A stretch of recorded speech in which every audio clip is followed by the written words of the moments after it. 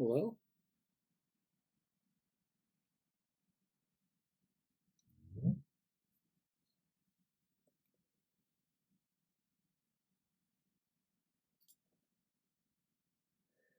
All right. Hello, everyone. Welcome to the meeting this week. Looks like Jesse's put some Notion documents in the chat, so I can open those up. Hello. Jesse, you wanted to say something? Or?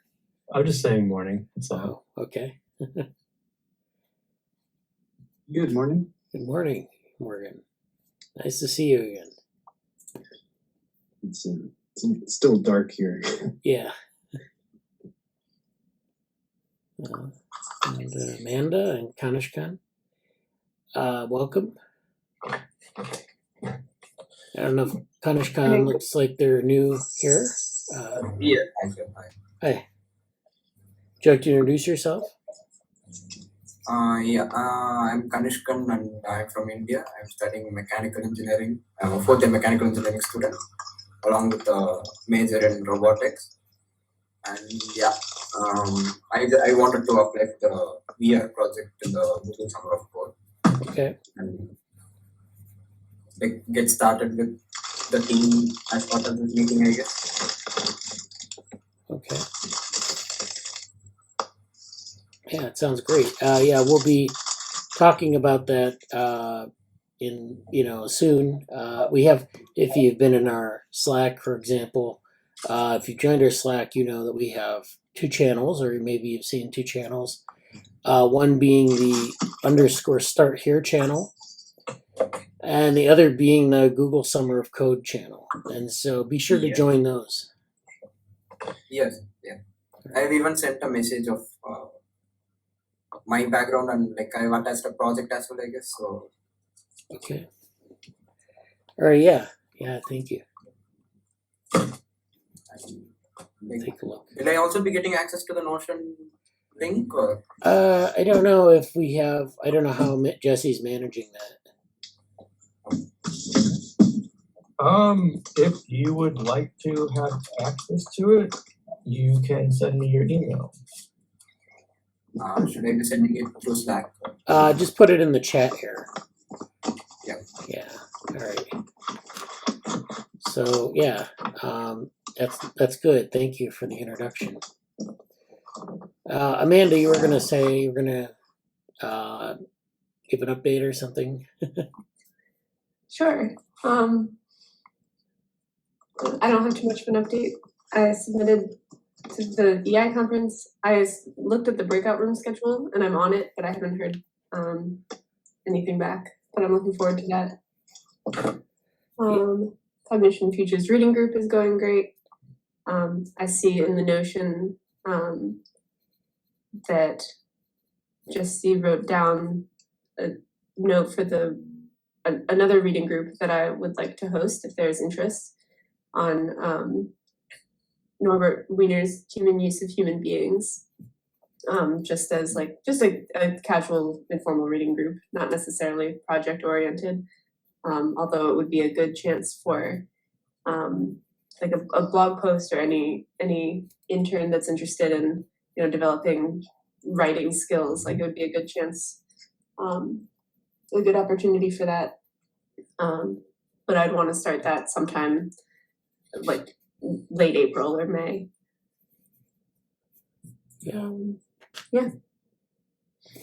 Well, that's good. Thank you. Yeah, you'd mentioned that in the Slack about the reading group, and I don't know if you want to make that separate from Cognition Futures, or if we want to have that as a part of Cognition Futures. One of the things I found is that having too many meetings at too many times, it's like you don't get the participation you want. So it's something to think about. Yeah, I would definitely want it to be separate from our normal Cognition Futures meeting, because that one is already longer and it's become more project oriented. Yeah. This one could just be an hour every other week. It would just be I basically I just want to read this book, and if anyone else would like to read it with me and talk about it, great. Yeah.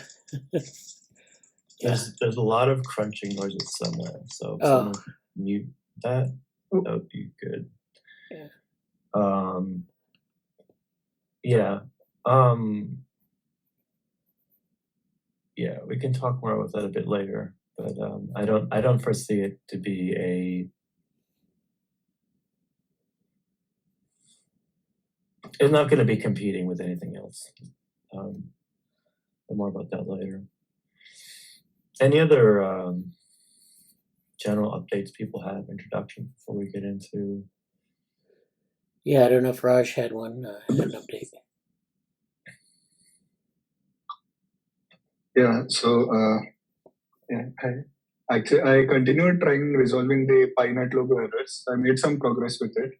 I had a discussion with the maintainer of the official repository. He acknowledged the issues, and he said that there will be a new official release by the end of this month that will be resolving all these errors. I was trying to work around some temporary fixes. I made a little bit progress, but I'm facing some blockers. So I think it's probably best to wait for an official release.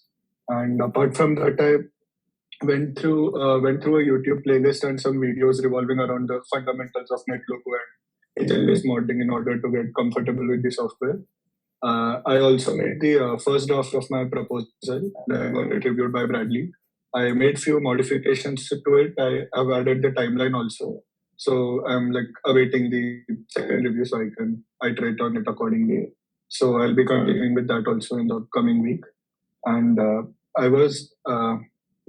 was one thing which I wanted to ask, that is, while going through NetLogo and PyNetLogo everything, I also happened to stumble upon few other softwares. Like there was one software called Mesa something, MESA. And it basically, there are few other softwares I went through which you write the code directly in Python for the agent-based modeling instead of linking it with NetLogo and doing something. So I wanted to ask that, are we fixed on that this project should happen in NetLogo, or is it flexible? Should I research if there is some other languages or something we can use? Yeah, so last summer we did I think we talked about this a little bit in one of our meetings. We had we came up with some options for doing agent-based modeling in Python, but not NetLogo. So Mesa is one, and there are a couple others where, you can do different types of, modeling in Python, I think. So you can do them in notebooks and things like that. I don't think we got anything implemented last summer, but we did talk about it, and I think we were playing around with it. In the early stages during the application period, people will kind of visit certain tools and see what they, if they can get them to work in their hands. And we've talked about it, but we've not really done anything with it. That would be great if you could, go that route too.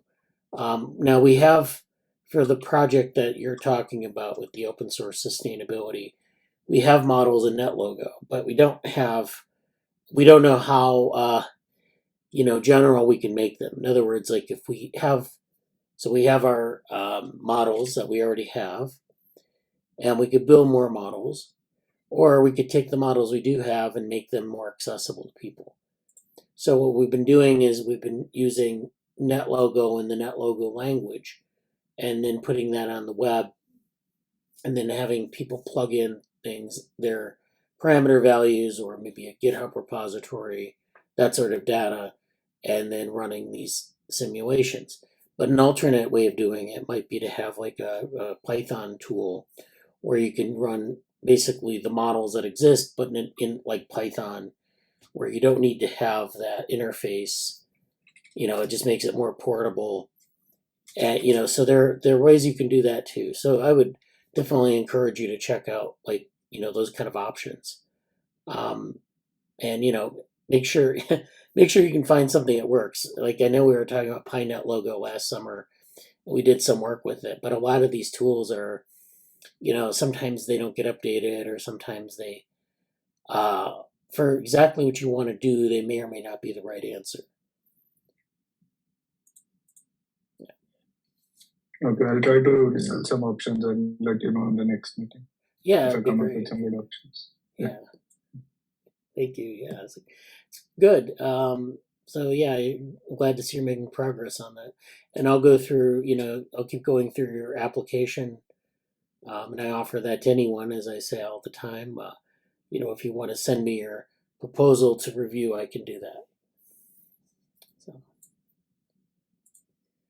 So I think Yes, I think I already sent it for a second reiteration yesterday. Okay. I had messaged you in Slack for a second review. I made the modifications and added the timeline as you had asked. Okay, yeah, I'll take a look. Right. Thank you.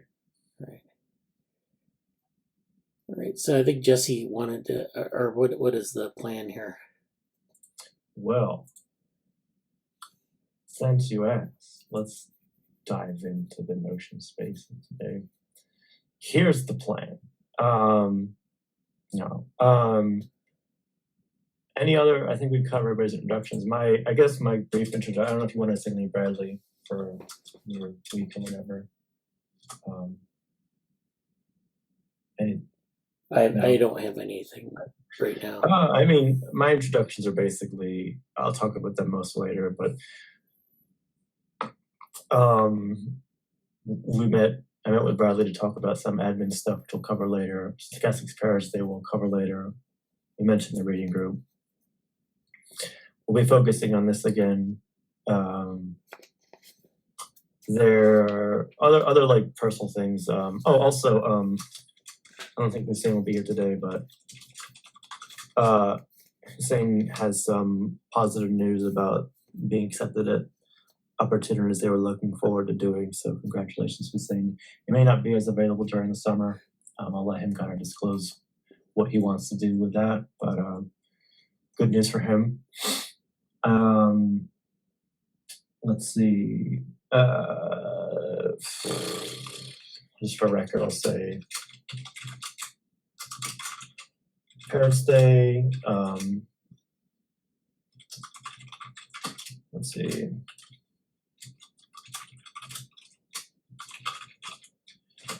What else? PT, plot twisters, and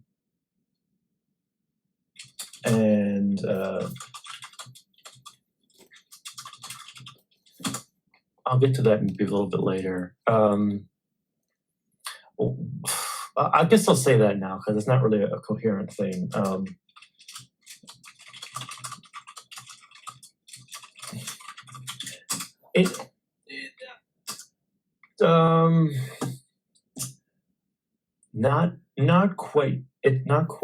Not quite yet.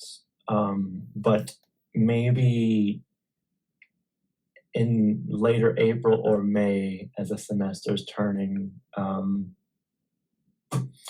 going to do a more formal introduction to plot twisters in the lab. It's kind of a group that we're partnered with. I'm involved with it. Avery's involved with it outright. We're both lab members here. But Plot Twisters is a very young other organization. Maybe I can, hold on a second. How can I best do this? I'll try to pull up a screen so I can be a little more, how does this isn't quite working here? Sorry, I'll do it this way. Reshare this here.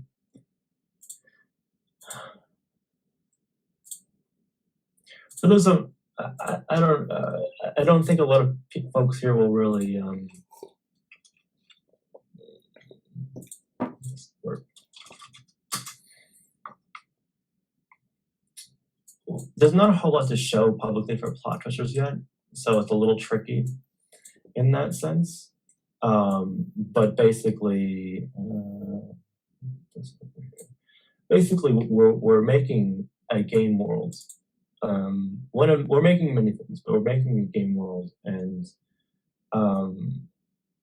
what's really cool is that it's going to be kind of an implementation level that tests some of the things we're looking at in cognition futures. But also there's sort of a developmental software component, there's user experience components, there's some project management, there's some other stuff going on there. And a really interesting thing that happened, this is a little teaser for later, is I found somebody at, whoops, this is the wrong one. I found someone at, here, at Stochastic Parrots Saturday who would be a tremendous resource for this project.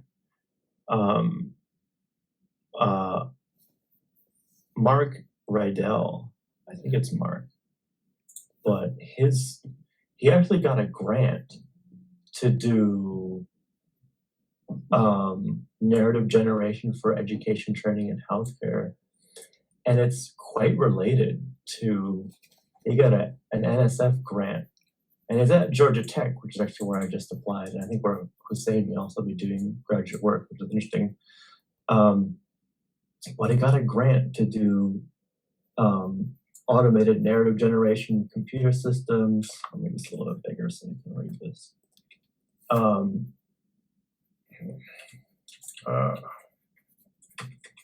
Stop. There we go. Sorry. But he got a grant to do a lot of things that are kind of related to what Plotros is trying to do in the game world. So a really cool unexpected resource at Stochastic Parrots Saturday, which is you know, a much different. I didn't quite expect that to be something I would take away from this event, but we'll cover that later. But suffice to say, things are cooking in this area, but like, I don't know what's the other thing. But there's work in Plotros, and I feel like we need a little bit more time because Plotros is super brand new. But like, for those who are interested in these kind of things, as we get into the summer and particularly into the fall, there will be some more direct opportunities to help us build out the game world, some of the design. For people, once we know, we have to make some critical choices about the kinds of algorithms and machine learning we do want to use, if any, and at what stage of our prototyping and development we're at. But once that comes across a bit more, it's when I say like there will be some opportunities to really build that out. You can see they worked with like, actually also at Georgia State, interesting. He's not the same one, is it? This isn't Rydell's lab. No, this is someone else. Huh. Oh wait, no, that was Georgia State, right? Yeah. Georgia State, not Georgia Tech. Okay, cool. You can see, you know, Oral's a partner here and stuff like that. But anyway, I just wanted to kind of mention that because I kind of talk about plot twisters, but you know, there's not a whole lot to say, but there's a lot of like fun foundational work being done for that. I guess that's my update for that. Let's see, who else joined? Vrushali, Pooja, hi, did you guys want to give any like hellos or updates before we dive into other things? We're kind of still in the introduction section here, so if you guys want to say anything, you can.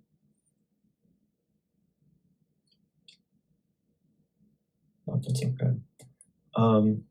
Or you can type it out in text. I guess in terms of big overviews and pressing tasks, dynamic days, we're set with that. I'll remove that from here. I keep forgetting to do that. Nick Wick is going to kind of be our next thing to focus on. Bond Sustainable AI, just as a refresher, will basically be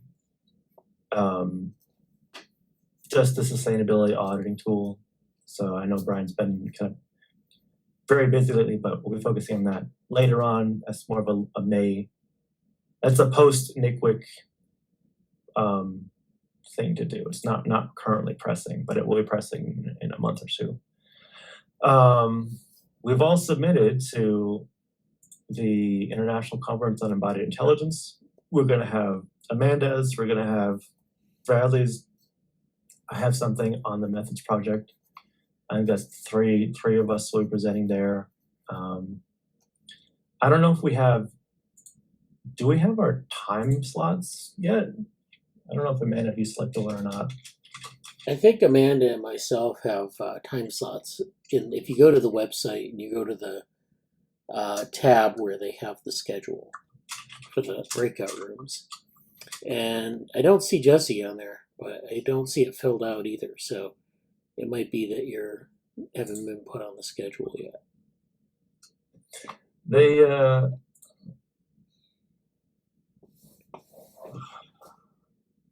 asked me about it, but it's okay. I think it's up at the top on the drop down. If you go to that. Okay. So there we go.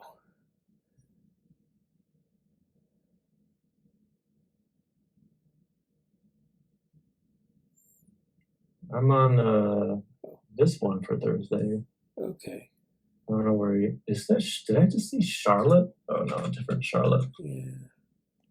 Looks like Amanda is in BS 122, and I'm in BS 112. I don't know. Looks like you'll be a little bit early this morning. Looks like I'm in soft robotics. That's funny. Huh. I don't know. Yeah, I don't know why they decided to do it that way, but.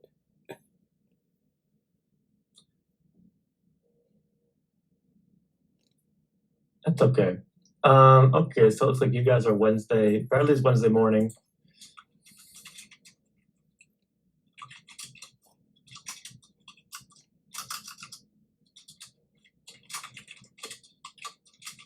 Relatively, I think they're all going to be mornings for everybody because this is in GMT time. But Yeah.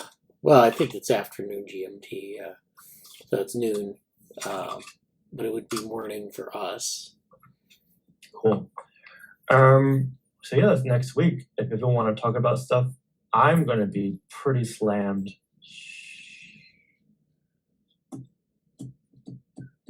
On Wednesday, so I'm not going to be able to do anything on Wednesday because there's a major. I'll be actually at a work trip. As I say that, there's a slight chance I'll. Well, I mean, Condition Futures meeting Wednesday should be okay.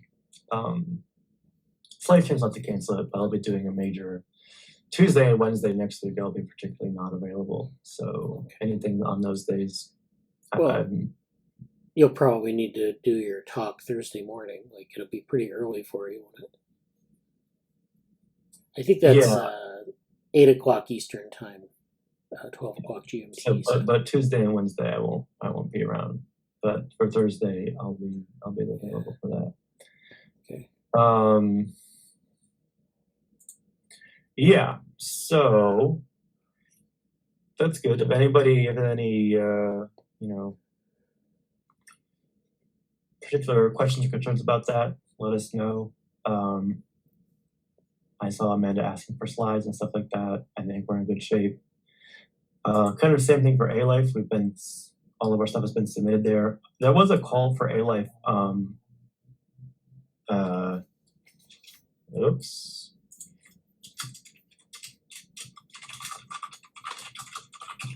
If you have some conference or reviewing experience, and would like to help out with A-Life's reviewing, I made a note in the Slack about what to do. There's a chance that at this time, all of their reviewing needs have been filled out because it was kind of an urgent request a few days ago, but I would investigate the call. It was a call for involvement in Slack, I think.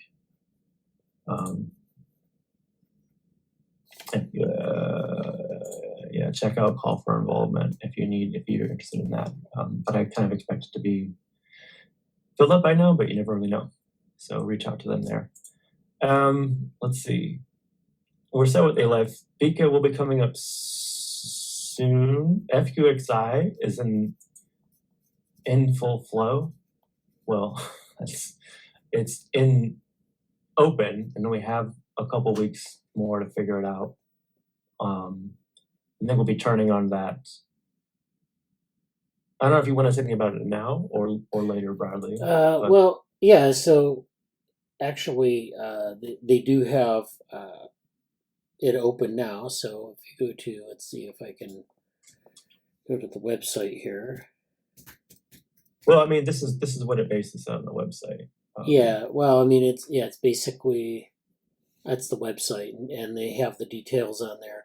It's basically an essay contest where they say the question is this time how science could be different. So every maybe 2 years they have an essay contest, and it's like I don't know how long it needs to be. Could be 5 to 10 pages. Well, actually, they have The limit is 25,000, 9 pages total. 25,000 words is that's a lot more than 9 pages. But yeah, But okay, so you're limited to 9 pages. Oh, not It's including spaces. Okay. not words. Yeah. But yeah, it's basically it's like 10 pages or so, and so the idea would be to say how science could be different. They give some examples, and we'll talk actually later in this meeting about publishing and how we might reimagine that, and how there's maybe pushback from people about that. But this is a good opportunity for us to think about how science could be different, and it could be publishing things. It could be like how people actually engage in the practice of science. It could be just like inclusion and accessibility. That's good. And accessibility is particularly interesting to this group because we do try to make things accessible in a number of ways, and so that's something that we know something about here. So we have, but it could be any set of issues really. So if people have ideas, we can discuss this. The deadline is April 19th, so we have some time. So that's all I'm going to say about that. I think, but I Good to think keep it's coming back to that, because it's sort of yeah. on the radar. Oops.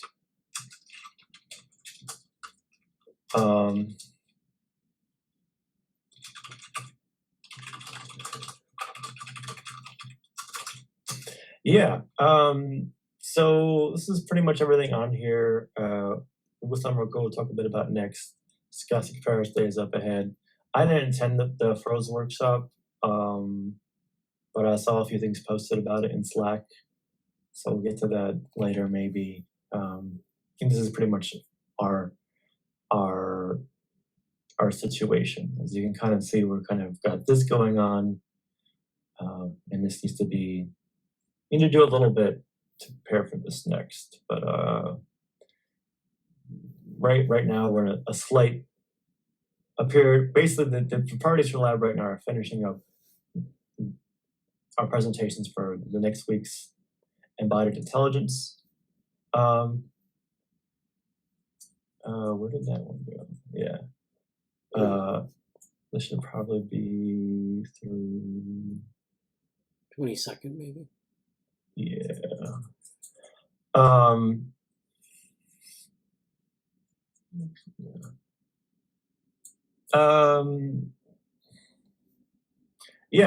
So I guess we'll talk a little bit about Google Summer of Code now. If people want to say anything about that, the formal period.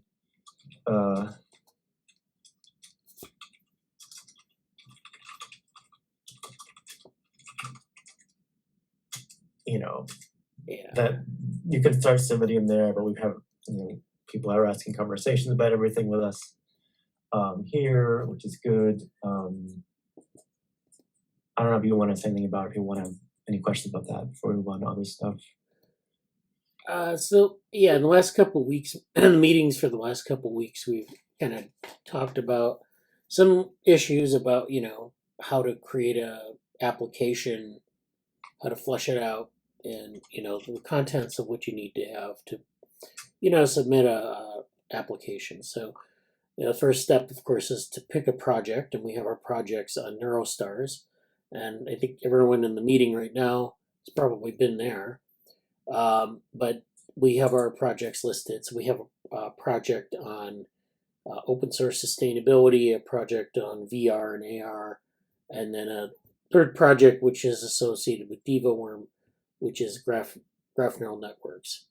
And so all those are kind of sponsored by us or sponsored by INCF, and they're our projects. So they'll be administering a lot of the payments, a lot of the rules and things like that. They'll be making decisions about how many slots we get, and then we'll be actually doing the work here. So you'll be interacting with our organization.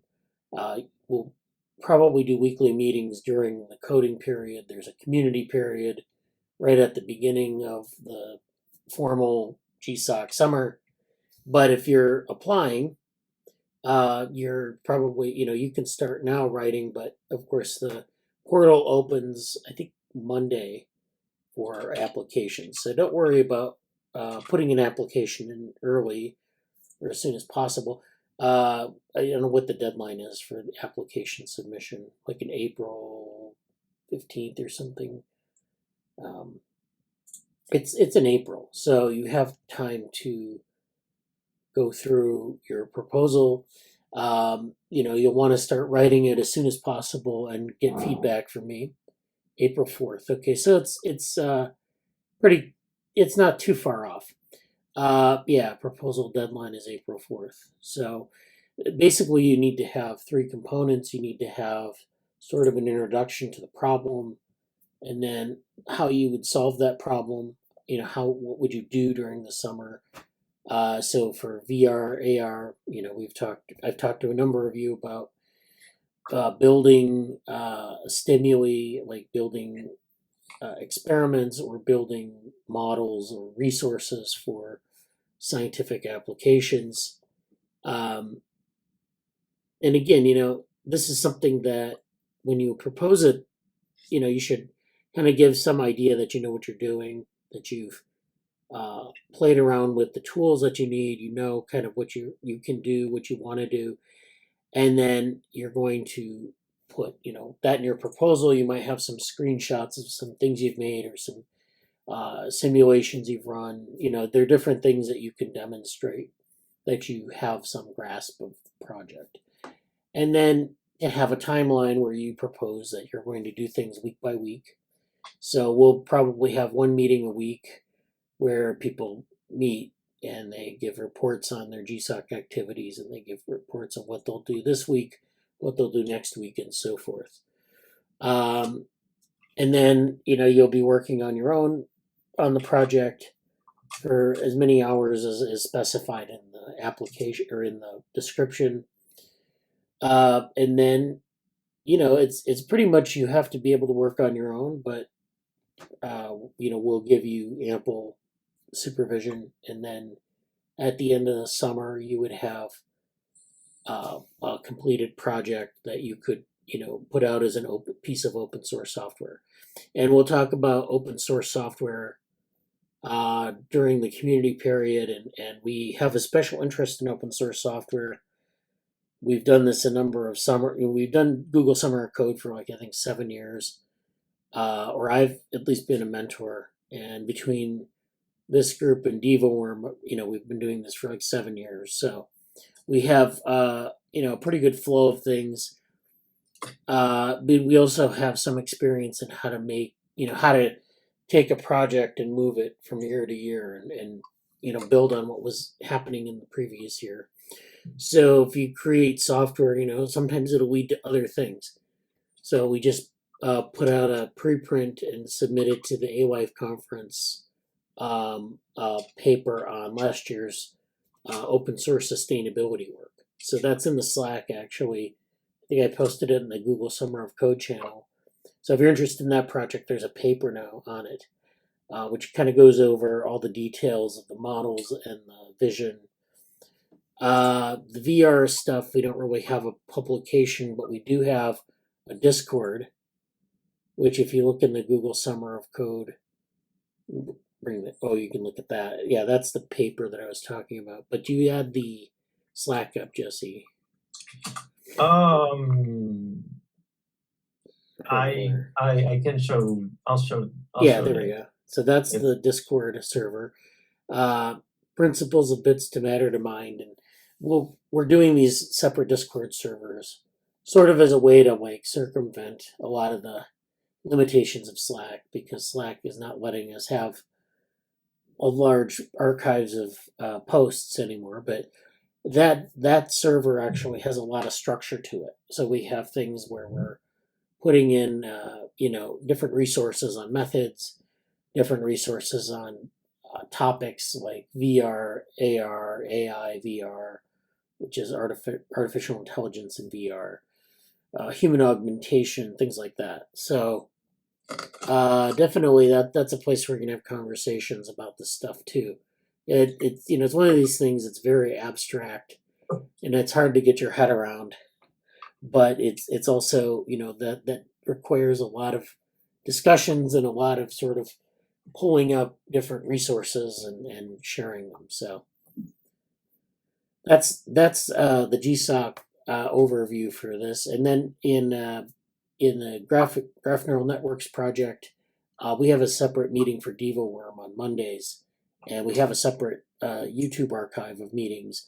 So we've talked about that project in those meetings, and that's more about like analyzing biological data using graph neural networks to analyze data, microscopy data.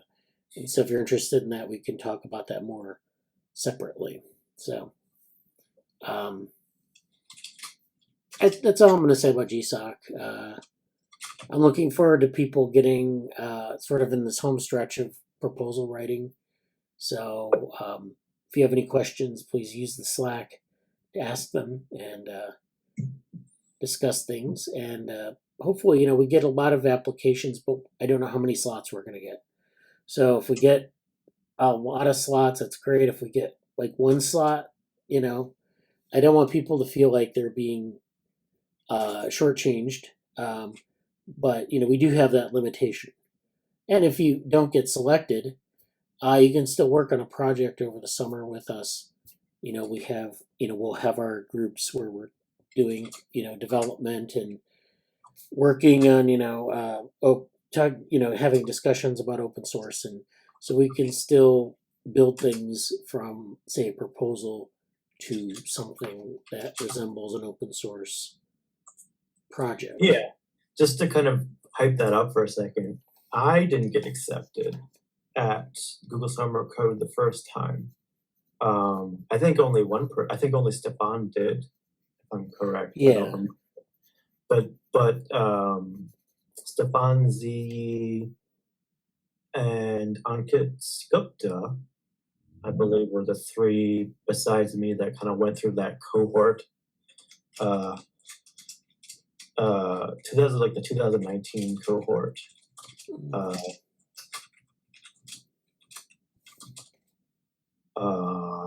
Ankit. Like we all went through the summer together, and we got a couple papers out of it, some preprints, some presentations, and then I think we were finally accepted at A-Life this last year. We put the papers published in A-Life last year. So just people got to do what they got to do over the summer. If you get funding opportunities, that's always great. And if you need to get an internship or a job, I've had people reach out to me this week saying, "Hey, I wanted to do this, but I've taken a job. I might want to do more stuff in the summer or next semester." That's fine. We totally get that. That said, I do want to emphasize you can gain a lot of important things with the research experience.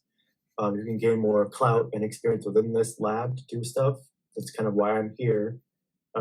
So even if you're not accepted of this, and honestly, most of the things that we offer, like if you want to be a part of the cohort that's going through that research topic or project or coursework or whatever, we'll really try to be very inclusive and offer a lot of accessibility that way. So just to point that out, a lot of good things can come from that regardless of the official, if you get the official Google acceptance or not. So yeah, that's my piece about that. I think we're done with Google Summer of Code. Yeah. We've kind of covered.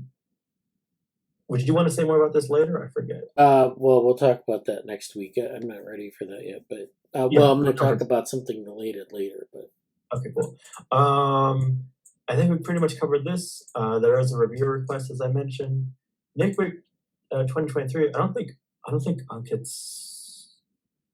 Ankit Grover's here today.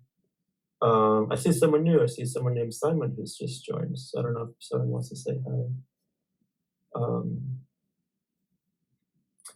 But I don't think Ankit's here today. I know Ankit's been working on this a little bit.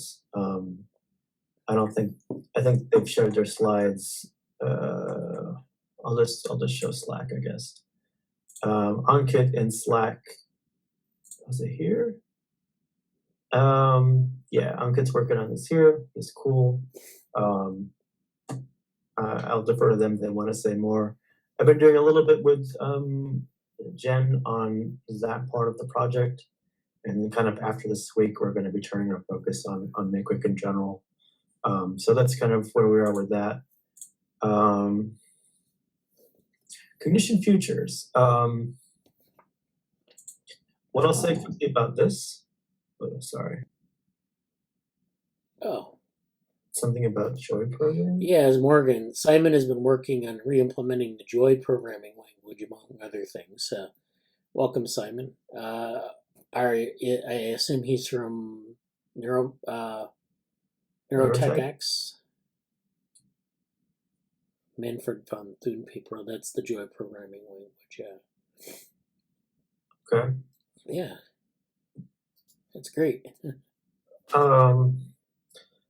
So I guess the big news for Cognition Futures is that we've come to the final pages of Fuchs, which has been, I wanted to go back, but I think we kind of started it around somewhere between number 10 and 15 of the rating groups meetings.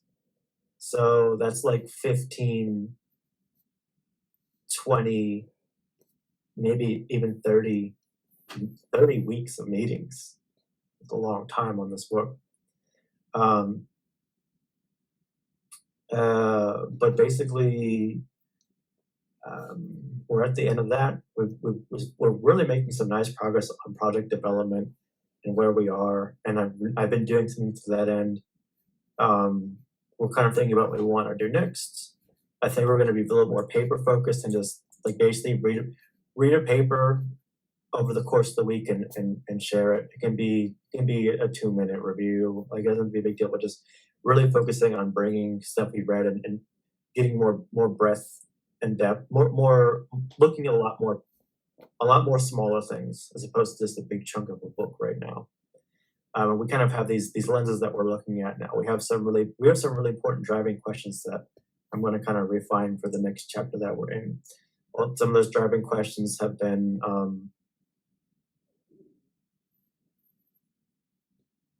I've basically started compiling this. I guess I'll just show this for now. It's basically a review of the book. It's not quite a review of the Cognition Futures project, but a view of like where we are after this book. I'm working on like a synopsis of the book, teaches insights and models, questions we have for Fuchs, kind of like where's it going to aspectivity, where are things going forward, and kind of what's next is a little more project-based right now, but sort of like what does second over cybernetics say? How can weight reduction be salvaged? How does this tie to like Varella's work? What about Shamaro's stuff? We mentioned anticipatory biology, Levin's stuff, and Lux's work. So those are kind of some leads to follow up on in a project sense.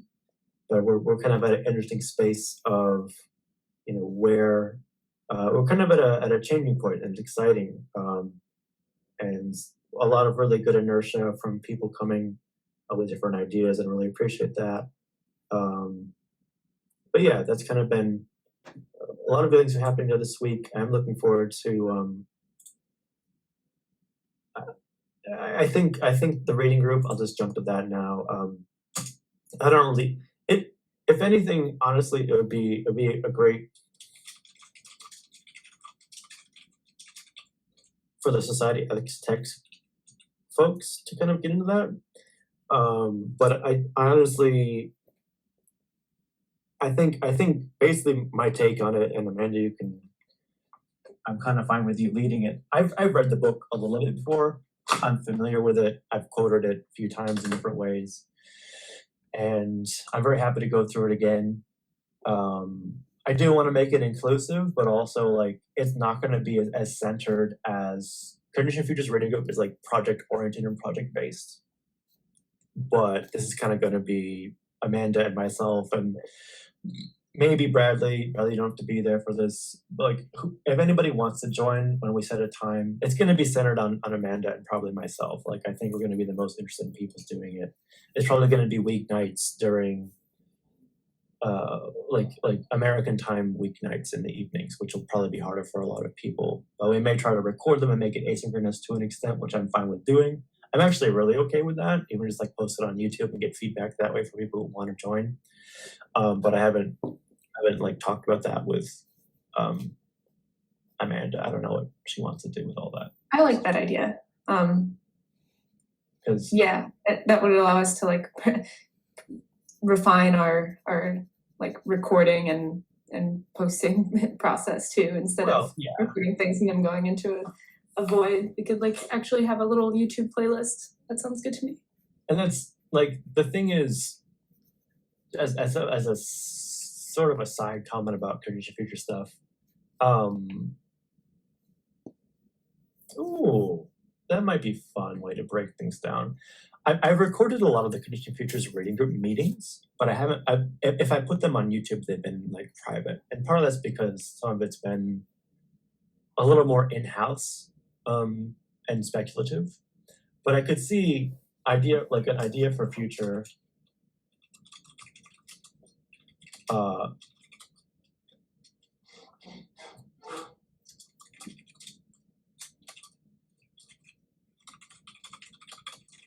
Like making the later half of the meeting, oops, this should be probably 1 hour.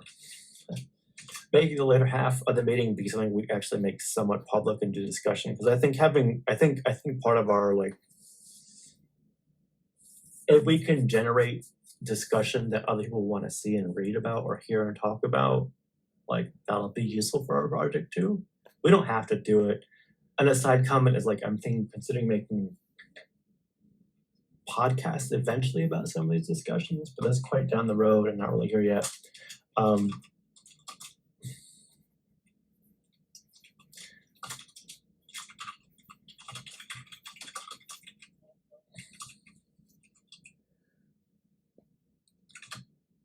yeah, I spelled that first. Yeah. Wait a second, is it with the U or not? Yeah. Cool. I think that's a good idea. If it doesn't happen, that's fine. I don't think it's going to be a big raucous group of people doing it. But I think we're going to try to find a date like mid to later April and start then. I'm looking forward to it just because I think it's a really great book. And as I'll say more in the Stochastic Parrots Saturday stuff, like, it's sort of like, I mean, the text's almost 100 years old, and it's going to apply to everything that was talked about here. So that's kind of interesting. That sounds good. I think that's the discussion for that. Anything else about the reading group we wanted to say? Good. I don't think so. Looking forward to it. So the rest of the meeting today, I was going to talk about the admin discussion we had this week. I was going to talk briefly about Stochastic Parrots Day. You wanted to mention something, Bradley, about, you had another topic you wanted to discuss? Oh yeah. I'll talk about it later. It's basically about it's the eLife publishing experiment that they're doing. So yeah, just put eLife publishing experiment for now, and we'll get to that. Oh, I wanted to have actually a talk about Stochastic Parrots Day. I wanted people to kind of discuss what they thought about it, but so maybe we'll just quickly go over the education banner and then move to the Stochastic Parrots.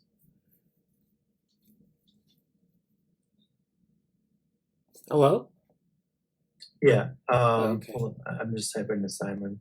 Yeah, I don't think he's getting audio on his end, but I don't know.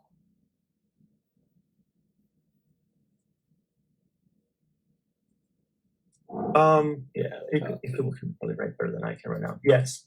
I want to deep dive in that real quickly because I know this is a little bit blabberman stuff, but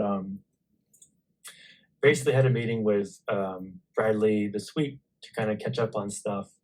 For those of us who are kind of familiar with stuff, we're basically trying to clean up some things in terms of education banner, a Google Summer of Code, and sort of this question about, you know, dev AI, and also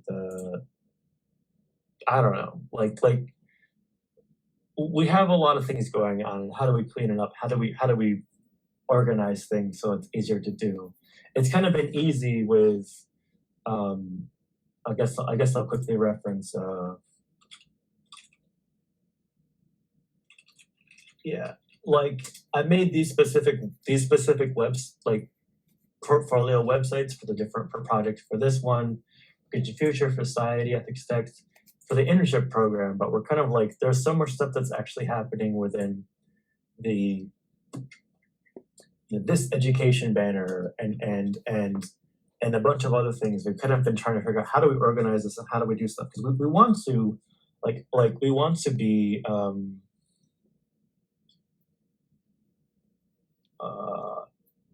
like there's certain events that we want to be doing, and I actually told Bradley a little bit about, like, I kind of have an idea of making like an explicit curriculum about like actually right here, ECR.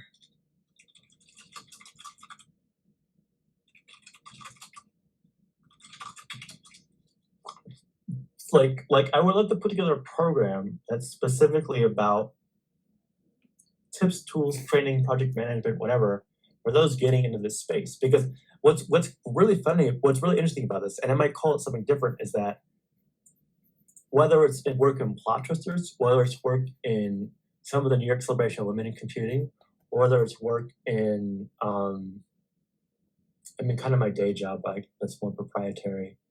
And most of the things in the lab at DevaWorm, there's just so much stuff that's overlapping, and these skills, even like the person in the lab who's doing more public health related things or DEI related stuff, the tackling these big interdisciplinary fields has so much overlap that we really want to start putting our findings into usable formats. Like there's an event. I don't know.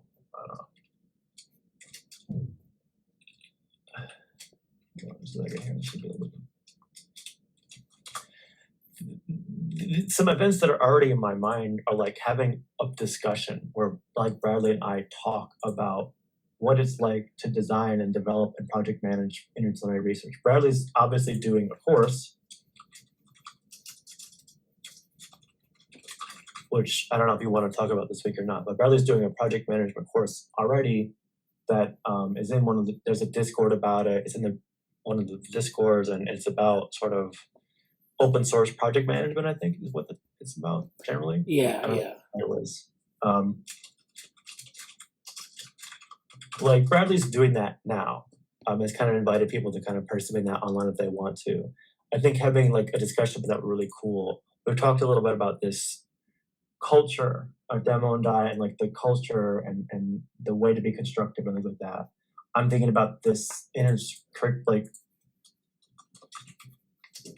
yeah, of course, all this stuff, and there's just a lot of stuff in this education banner that's going on. We don't really have a great thing to show for it. I mean, these aren't bad things, but there's no real coherent like a page that's showing what is going, like what are efforts in Google Summer of Code, what are the internship program, what are we doing in Neuromatch Academy, how does it relate to these topical Discord servers, there's so much stuff that's been going on here, and it's just we really want to update that and highlight that a little bit more and give it a place to be. So we have quite a bit of discussion about that. Our conclusions basically are that Google Summer of Code will be housed under the education banner alongside the internship program, which I think is coherent, and will make it a bit of I'm working on, it'll take some time, but I know what to do with that now, thankfully. So in a sense, all of this will be under one banner. And then the Dev AI representational branding phenotype is kind of a separate question, but in our discussion, this was an old diagram of all of the sort of external partners that were somewhat adjacent to the education efforts. NeuroMatch, Active Inference Lab, Santa Fe Institute, Google Summer of Code, University of Albany, Urbana-Champaign at Illinois, Bradley's institution, Neurotech X, OpenWorm, and this is a bit outdated even. Like there's more of that now. We could add in plot tuners, we could add in some other groups. So it's sort of like this is a snapshot of the past.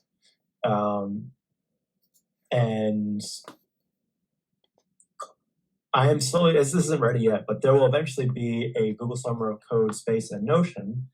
Hopefully, by the time things like really crank up, in April and beyond.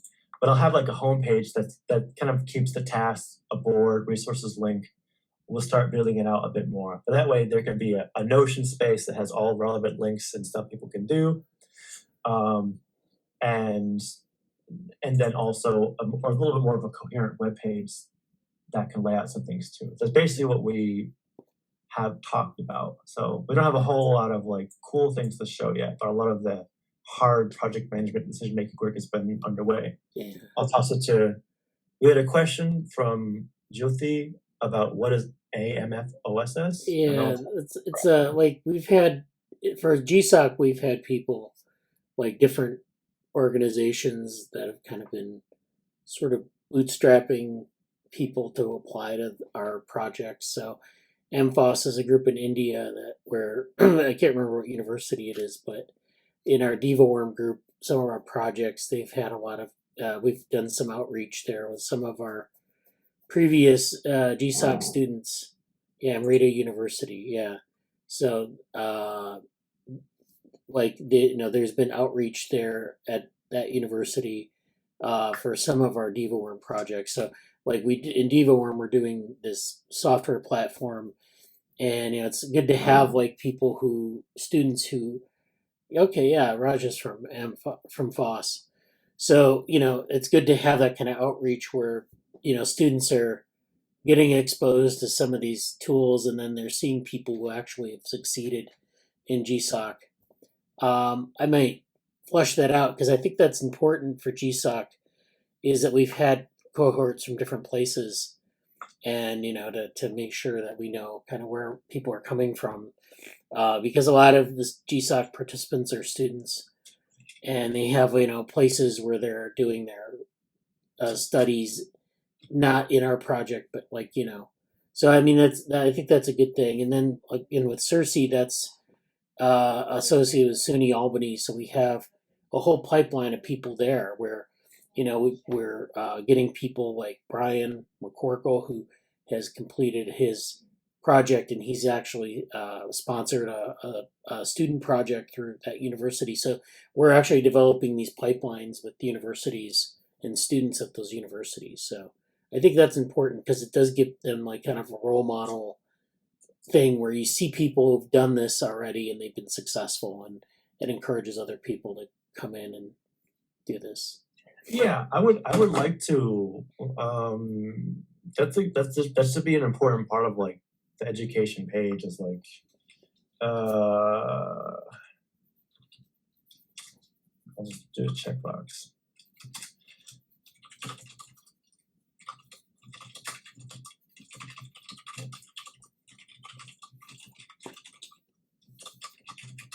Like that's something that we haven't really done. There's a list here. Like I don't. There's a list here, but it's a little bit more. Could be more explicit, I guess. Yeah. And there's like. Yeah, there should be a little more there, but okay, cool. I'm gonna have to step away for like 5 minutes or so after this. I don't know if you want to like do a brief intro to yeah, I might as well. Parrots Day, or what you wanted to do next. Oh, I guess I could do the eWife thing while you're stepping. Oh yeah, that'd be great. And then I can come back to the cast. Like I'll take a deep dive into that. Okay. Yeah. Anything else about banner stuff.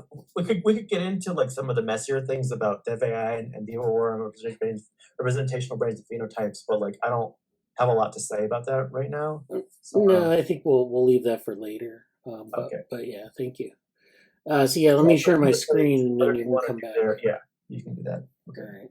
Can you share your screen? Yeah. Well, you have to unshare yours. I think would be. I think you can do over it.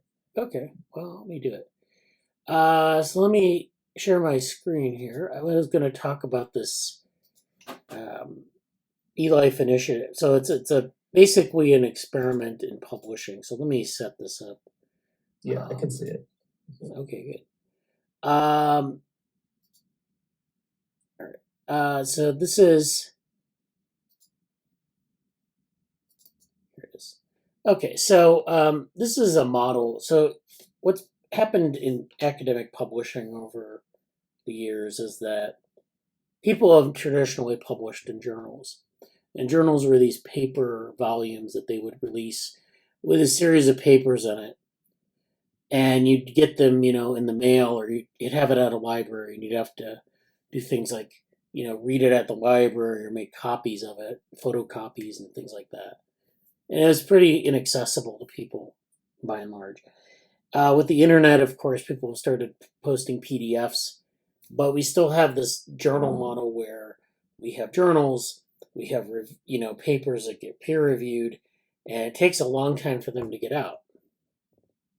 Then in about the in the early 90s, there was something called the archive, which was put together by some physicists, and it's still, of course, around. And this is where you would post preprints for different fields.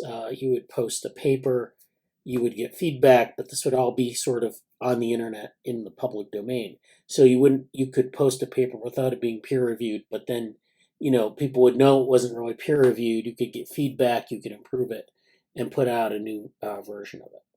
So this is kind of leading up to what's going on now, which is people are really trying to experiment with new methods for publishing, and this whole pipeline of publishing papers from an idea to a paper, like we saw with the open source sustainability paper, to peer review, and then finally to something that resembles a finished product. Yeah, Morgan says I remember that. So what's been happening at eLife, and eLife has been innovative. eLife was founded about 10 years ago by a Nobel Prize winner, Randy Schekman, and he's a famous biologist. And he basically said, publishing is broken and we need a new model. So what they've done, of course, is to build, to experiment and innovate with open publishing, which is to publish a paper and make it open so you don't have a paywall, which is typically the case with a lot of academic journals. They have a subscription fee, a library will pay for it, but you have to be a member of that library. So if you're in a place where you don't have a university affiliation, or your university is very poor, then you can't afford subscriptions. And in fact, the subscriptions have gotten so out of hand that even big universities can't afford subscriptions. So it's really a problem. What's happened with eLife is they've been exploring new ways to do this sort of publishing. So let me see what these are. Okay, so there are a lot of issues here. I don't know where to begin, but there are a couple of models. People have been experimenting with open access models. So that means, how do you make the papers open access? Separate issue is this issue of peer review, which is broken because people don't want to necessarily peer review, and it's hard to get people to spend the time on it, and it's even harder to get reviews that really understand the paper. And so there are a lot of things that are open questions here, open things that people can investigate. And then there's this issue of how do you incentivize things like academic software development? So, that's another thing where we're doing some academic software development in the group here. And the question is how do you incentivize these things? Not just like with software development, but with just how do you incentivize people to publish papers, open and share data and do all these things that make science more accessible. So this is a paper that it's a correspondence tackling overpublishing by moving to open-ended papers. This paper is from Nature Materials, and it kind of talks about like this idea of publishing a paper, publishing. So there's this idea that you have a body of work and you're doing research, and the question is, how many papers do you write on the thing?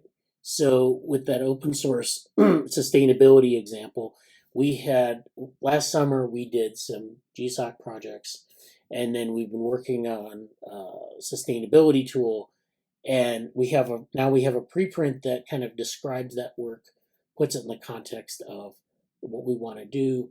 It's broader intellectual context than that. That's one paper. Now we could publish 4 papers on that if we wanted to.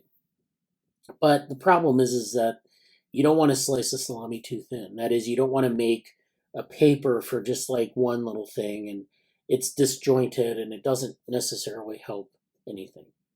So what they're saying here is that they call it something like that overpublishing.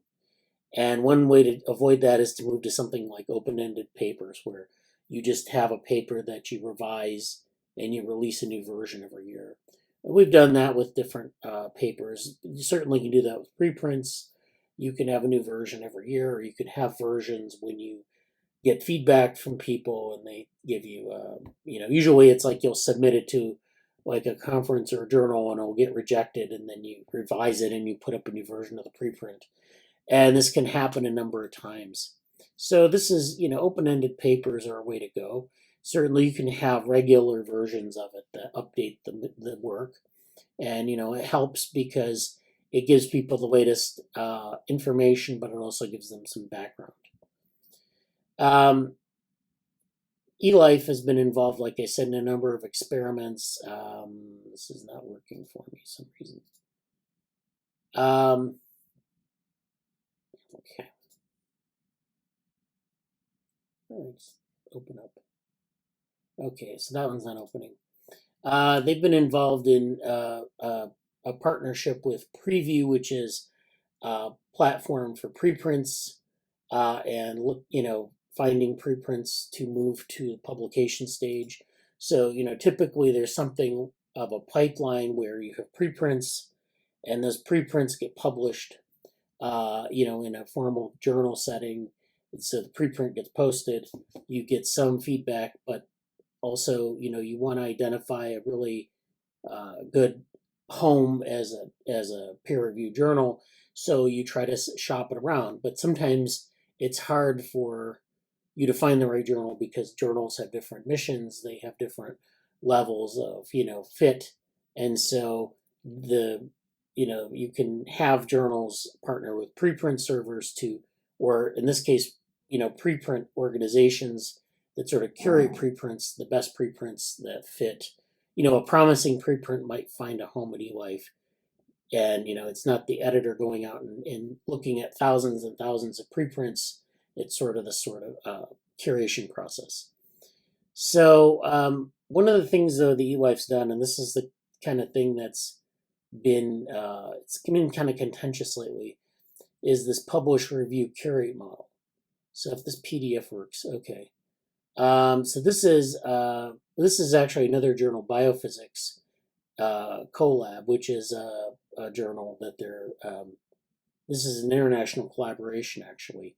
So they're actually an organization that is, it's like a biophysics professional organization.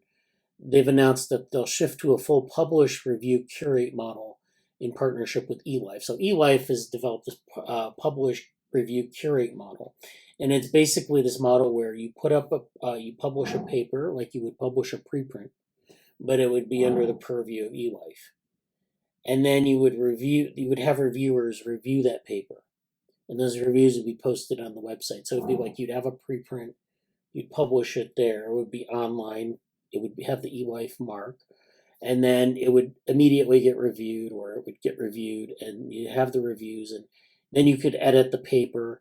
and then it finally becomes curated, which means that that step that you would have where you would submit it to a formal peer review journal and then it would be published there. It's just simply promoted to something that would be curated. So that's the PRC model, and that's useful for people because they don't have to shop the paper around. It's faster, but there's a lot of controversy. So I hear that there are a lot of chat comments here. Okay, so Jesse had a thumbs up. Book. What would you want it to be about? Books. Oh, let's start our own journal. This is Amanda. I started too far down. Okay, yeah. Well, there are things called overlay journals, which are like where you use a preprint server to publish things, and then you have like an interface where you curate those preprints, and you say, let's put our preprints up on this server or this preprint. So we have like a bunch of preprints. We have an overlay journal. It basically takes the copy of the preprint and says, this is paper 1, paper 2, paper 3. And you can do this for, overlay, like you can have regular issues, or you can even like highlight different papers. Like you could do this for an event or a conference where you have your papers that are sort of presented in a way that, like as in a traditional journal page, where you say, this is paper 1, this is paper 2, maybe annotate them or curate them in some way. And so that would happen. Orthogonalities would be the journal. Yeah. So I don't know how many materials in overlay journals, but that's something that exists and people have experimented with that. So this is something that eLife is working on, and Michael Eisen is the editor-in-chief of eLife, and he's actually him and his brother Jonathan founded PLOS, or Public Library of Science, and you've heard of PLOS Biology, PLOS One, PLOS Computational Biology. Those are all from this PLOS experiment, which happened back in the aughts, like 2005, 2006, where they basically said, we need a new publication model. We need this open access model where you just publish the paper, usually charge authors a fee, an APC fee to publish something, but it's open access to anyone who wants to download it on the internet. And then there are other things that they've done in PLOS land, like PLOS One is, basically a journal where you can publish something as long as it's, it meets minimal criterion, it gets published and reviewed and everything. There's no issue of fit or of like mission, which can be sometimes what you find with some journals. They reject really good papers because they're not, in the sort of the mindset of the journal. So there are a lot of things that people are trying to solve. So this is a paper on implementing a publish then review model of publishing. And so this is from July 2021. eLife will only review manuscripts already published as preprints, and will focus its editorial process on producing public reviews to be posted alongside the preprints. So basically they're encouraging people to do a couple of things here. One is that they want people to preprint their work. They want people to get their work out as soon as possible, to get it into a form of a paper, to not worry about reviews and all this, just put it out there.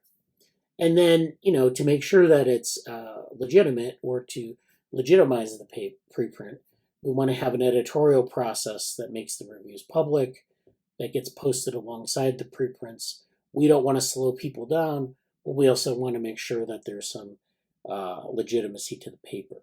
So, during COVID, Archive had a special or bioarchive, which is a different server and it focuses on biology papers. They had a separate process for evaluating papers on COVID and on virology. And, it's like, because there were so many papers coming out at the time, they wanted to facilitate good work in those areas and share them with people around the world. And so they were able to do that in a preprint environment without having, the zone flooded with all sorts of junk. So that's the kind of thing we're trying to do with preprints, make things accessible. We're also trying to vet things, make sure that they're legitimate, and then we want to make them accessible through some sort of badge or brand, in this case, eLife. And so that will become important in a minute. But basically, they're talking about how eLife is sort of a pioneer in some of these innovations. Many eLife authors were early adopters of preprinting, and support within our community continues to expand. A recent internal analysis showed that nearly 70% of papers under review at eLife were already available on bioRxiv, medRxiv, and arXiv. So this preprinting behavior is already there for a lot of people thinking about publishing in eLife. That culture is not universal.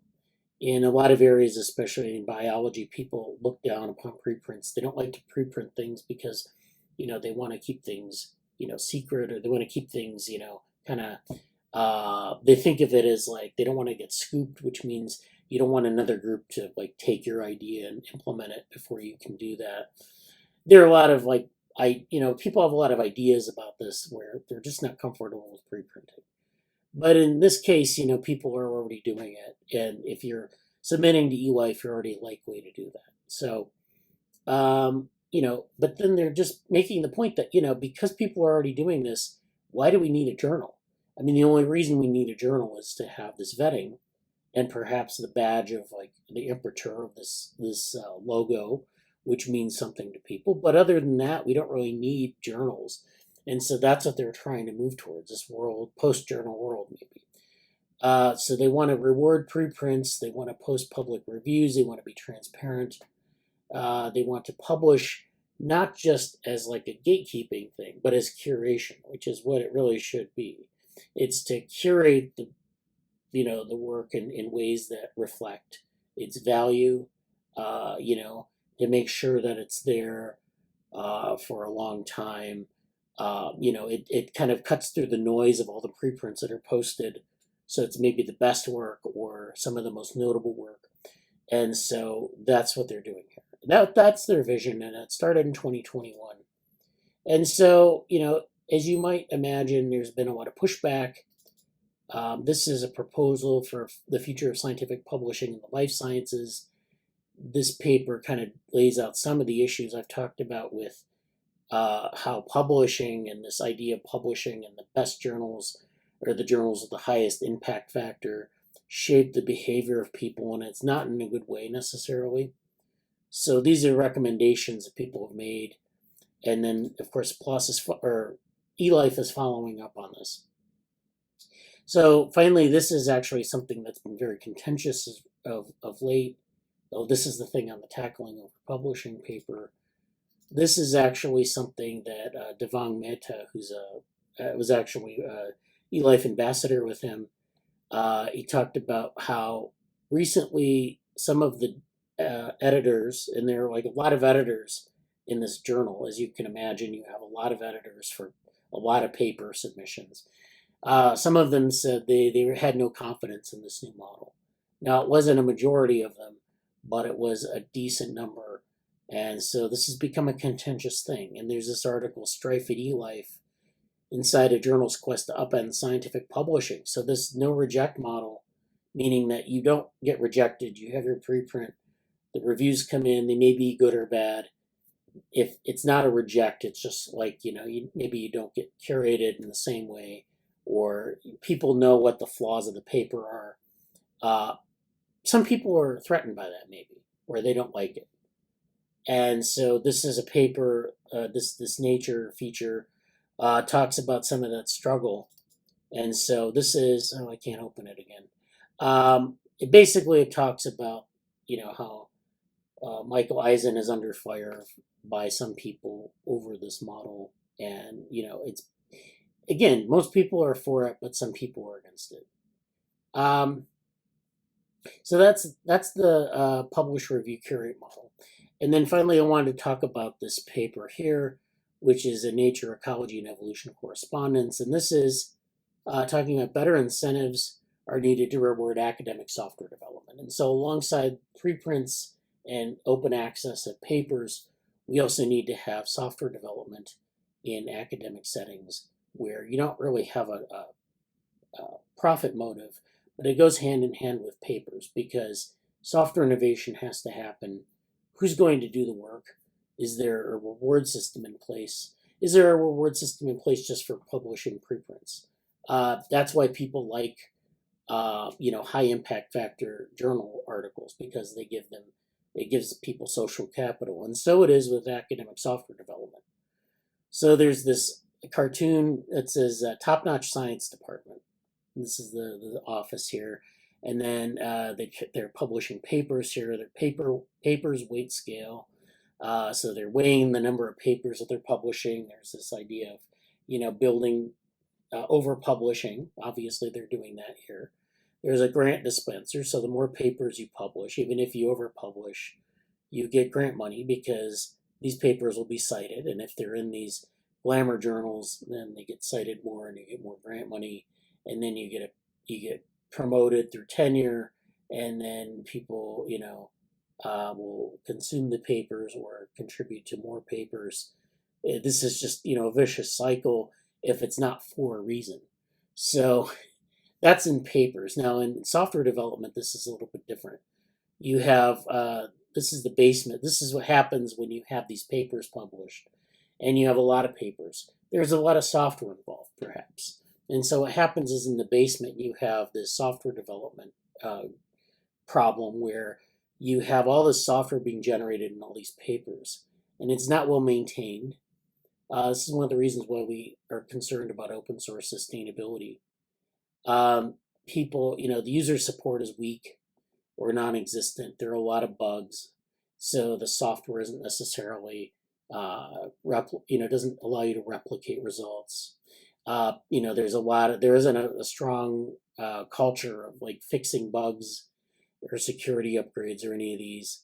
And postdocs are doing all the work, and they're on this wheel of trying to write papers and turn out work, but there isn't a lot of thought given to sustainability. So that's, the incentive structures here matter, not just for like making papers happen, but for making sustainable software development happen. And so that's why I wanted to bring up this paper, because I think it talks a lot about, the kinds of things we need to think about in terms of, giving people credit for things, but also fostering a culture where we can have, papers that are good, or, papers that come out quickly, they communicate what they need to communicate. And then correspondingly, we have this environment of sustainability where we have good software that can allow us to replicate results, allows us to use it. And that's a challenge even with a lot of the stuff we're doing. You'll find, there are a lot of bugs and things, that's fine, but we try to minimize that. We want to make that process smoother. And so that's all I'm going to say about that. I see like Jesse's been taking notes on that in the Notion. If you have any questions or comments, we do that before we move on to Stochastic Parrots.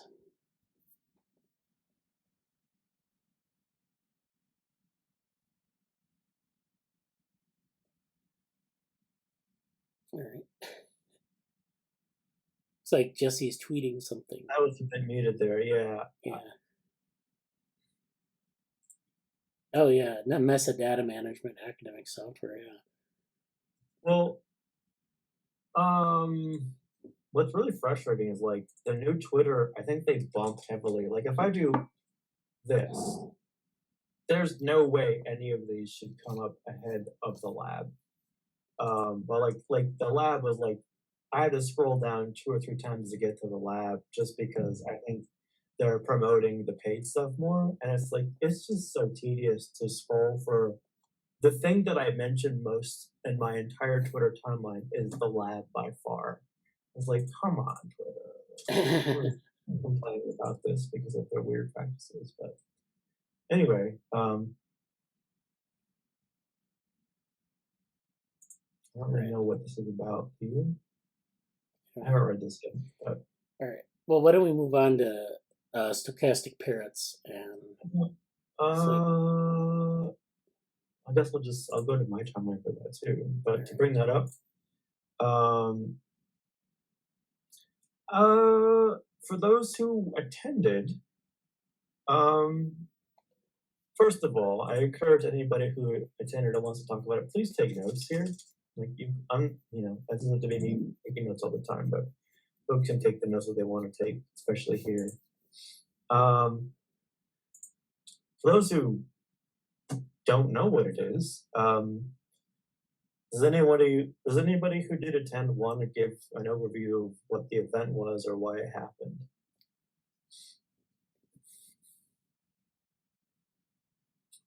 I mean, I can give a thing about my experience. Go ahead. Yeah, so I mean, it was about the paper Stochastic Parrots, which was this idea that large language models are generating things that are, stochastic, and we think of these large language models as magical underneath the hood, but there's an algorithm and it's generating language, but it's not necessarily always, meaningful or has, it's like a parrot will repeat what you tell it to repeat, and stochastic means that it's generating things that are, random, more or less. And so, yeah, this is where they talk about this is the original paper, and there are a lot of things. Their roots in computational linguistics that they were talking about in the first session, and a lot of this work is sort of NLP, but it's also there was a lot of computational linguistics work that isn't really incorporated into the models that have been deployed. So there's a lot of opportunity for research there. But I think the point being is that, these models are generating words, sentences, phrases, words that aren't really, we think of them as intelligent, but they're not necessarily intelligent.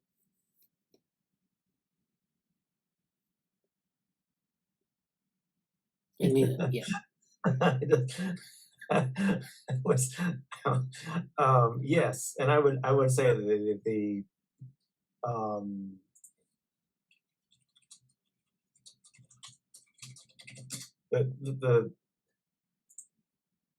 the big deal is that Timothy Brew basically got forced out of Google for her paper. There's debate saying that she resigned willingly, which was very awkwardly handled by Google at the time, and all this other stuff. And there's been a lot written about it. We've actually covered it quite a bit in our past.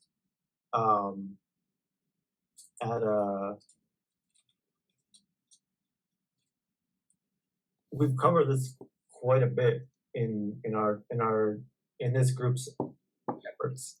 We've talked about it. This is like last year's update. It's basically DARE, or the Distributed AI Research Institute, came about as a lot of like famous things have happened, or big things have happened for all the people who've been kicked out of Google's AI ethics boards. I think the AI Now project is a spin-off from that. We kind of almost participated in that. We have worked on this for some time. We really highlighted Timothy Brew's story in this one as well in 2021. We covered it a little bit last year. It'll once again be in the news today. At this year's event for NICWIC, I kind of put that separately.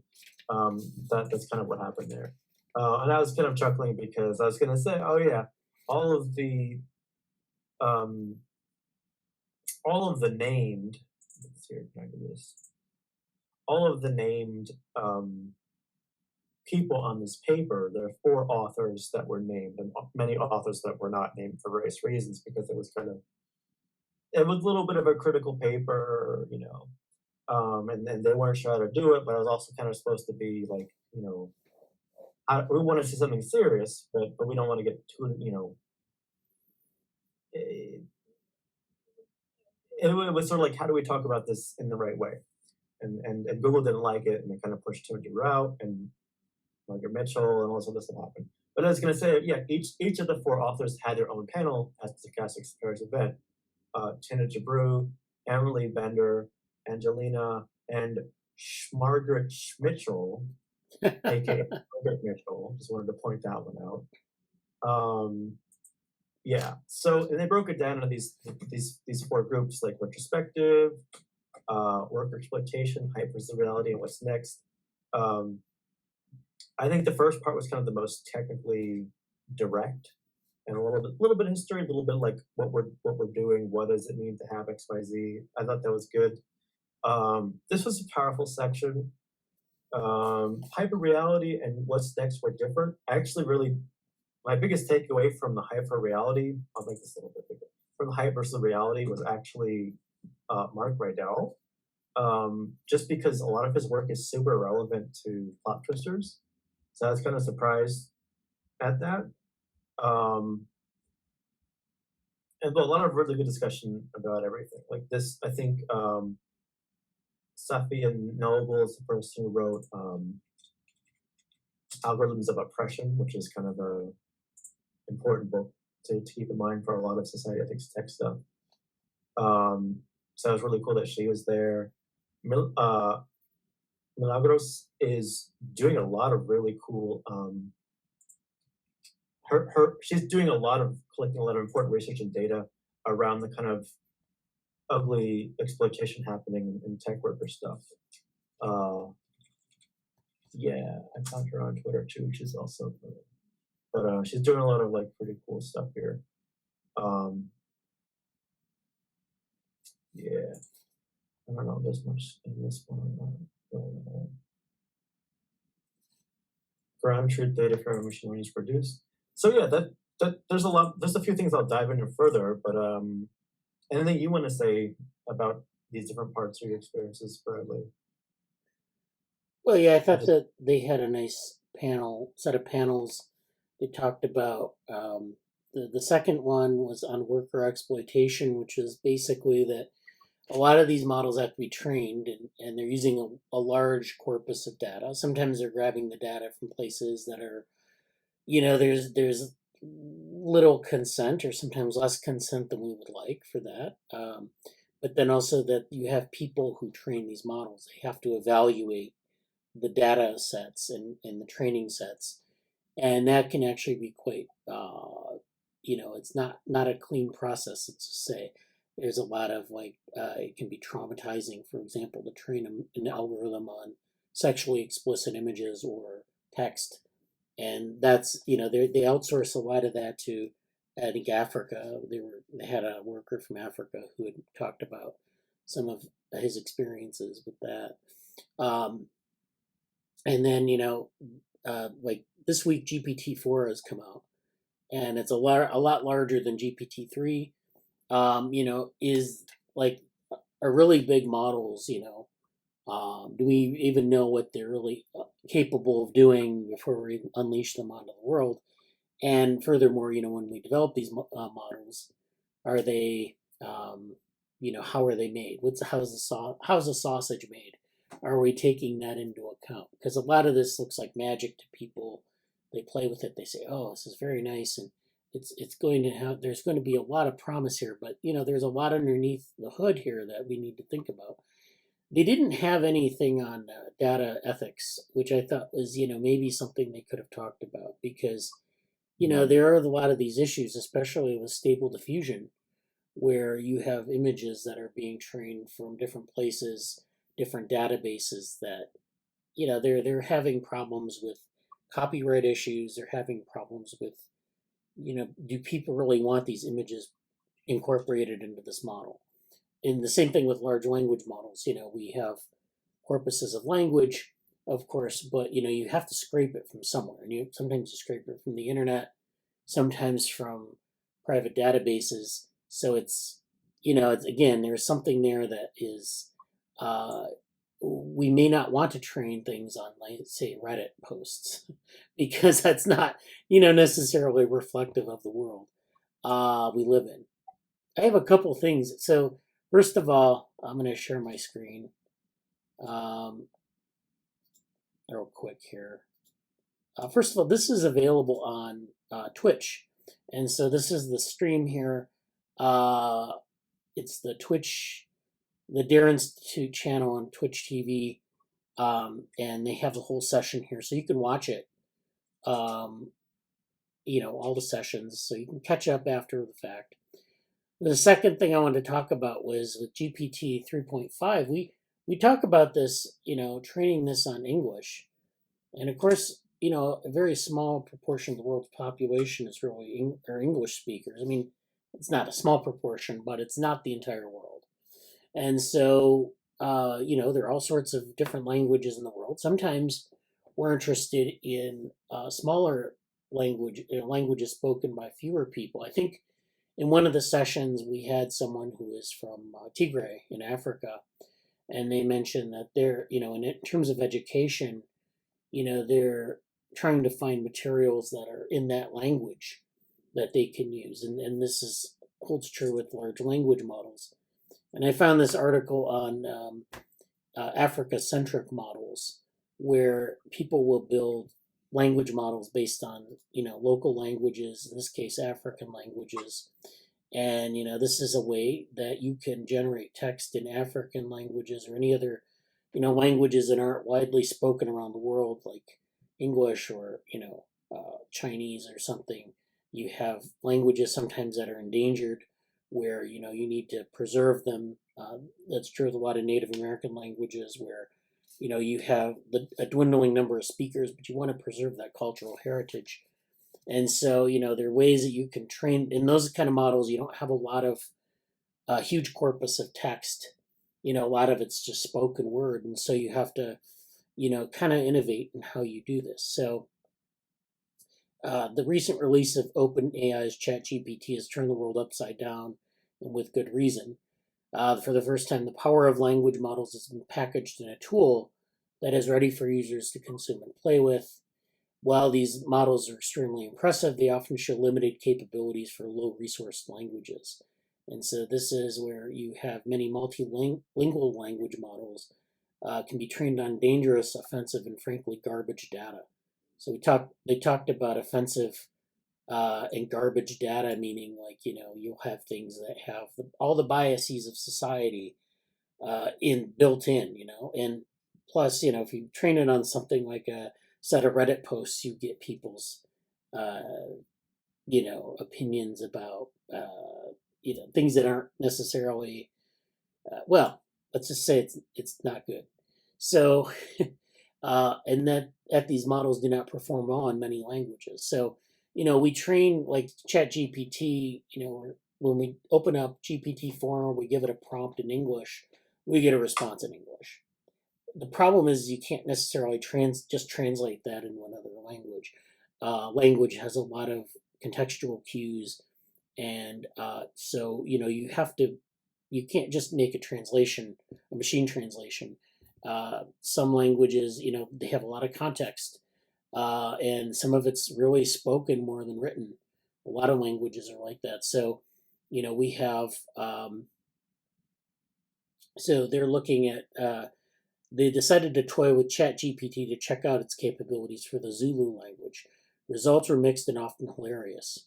So this is count from 1 to 10 EC Zulu, which is a form of Zulu, Kuwan, and it just kind of goes through and it's giving like this, it's counting, it's not doing, I don't think this is correct at all, but this is its attempt at that. So after a few successes and failures, we decided it's time we did a proper benchmark of some available Africa-centric models to OpenAI's models. So OpenAI is running GPT-4.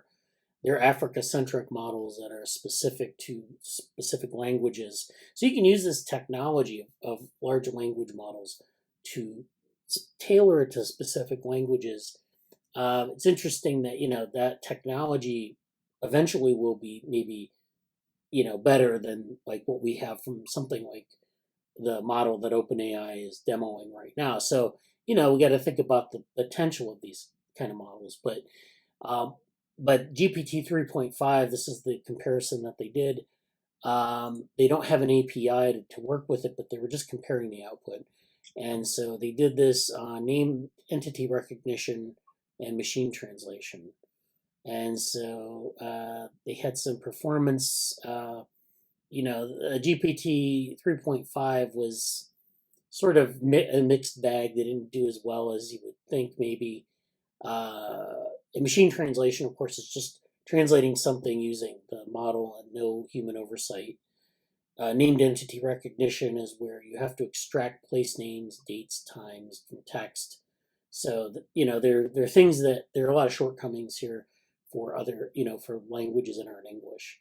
And so, despite the power of OpenAI's language models, they're still not achieving the accuracy of low resource and especially Africa centric language models on both simple tasks such as named entity recognition or complex tasks such as machine translation, a demonstration of the huge value of context specific AI work. So, we really do need this context specific aspect to these models.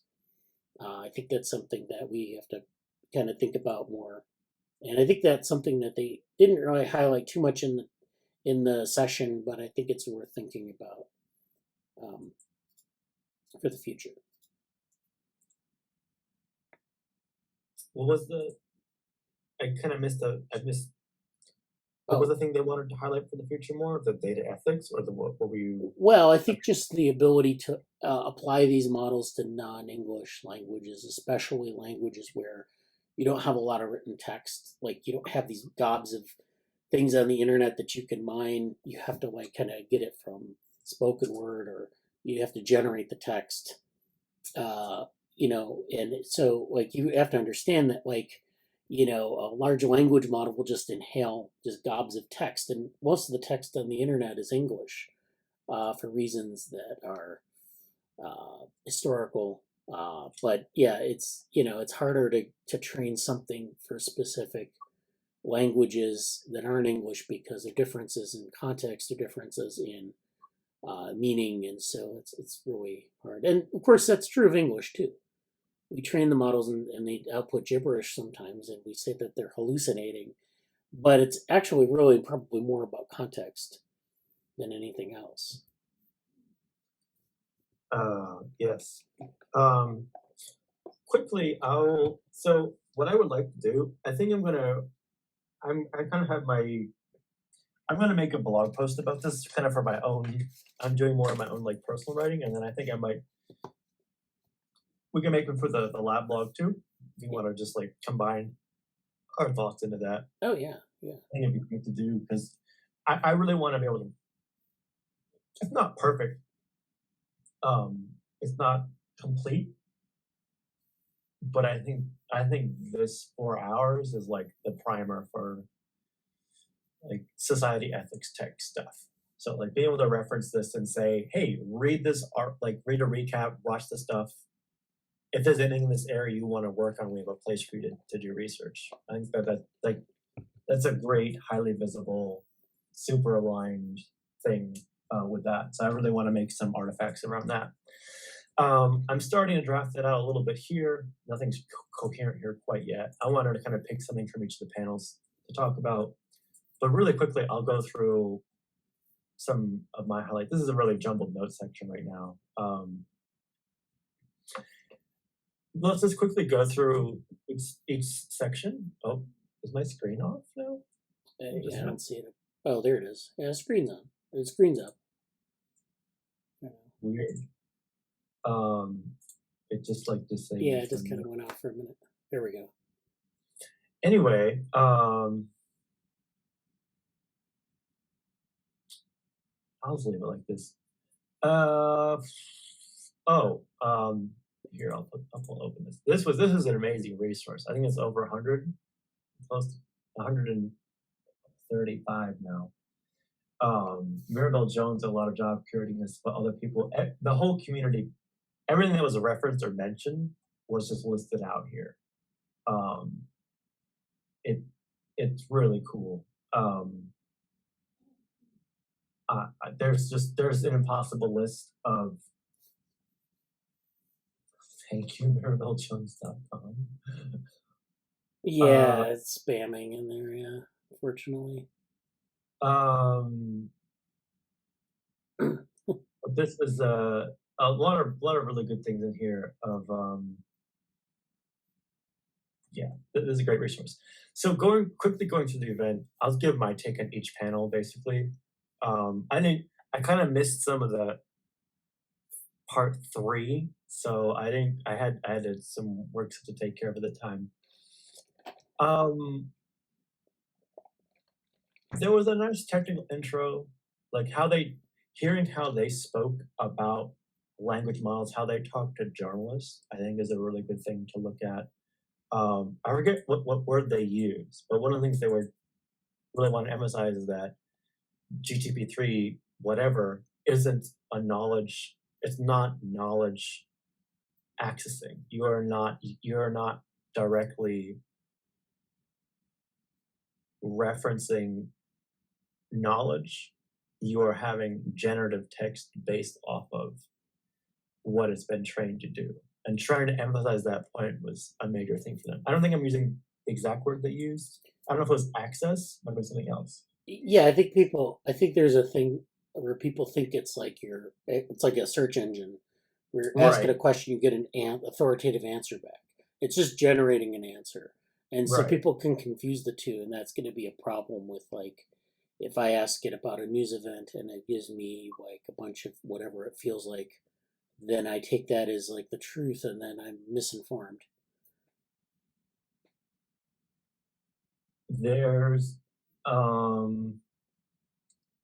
There's a good paper I think I mentioned. I don't know which one it is, but basically Dare put out a recent paper like cataloging many of the generative tools useful for NICWIC. Goals in writing the paper was interesting.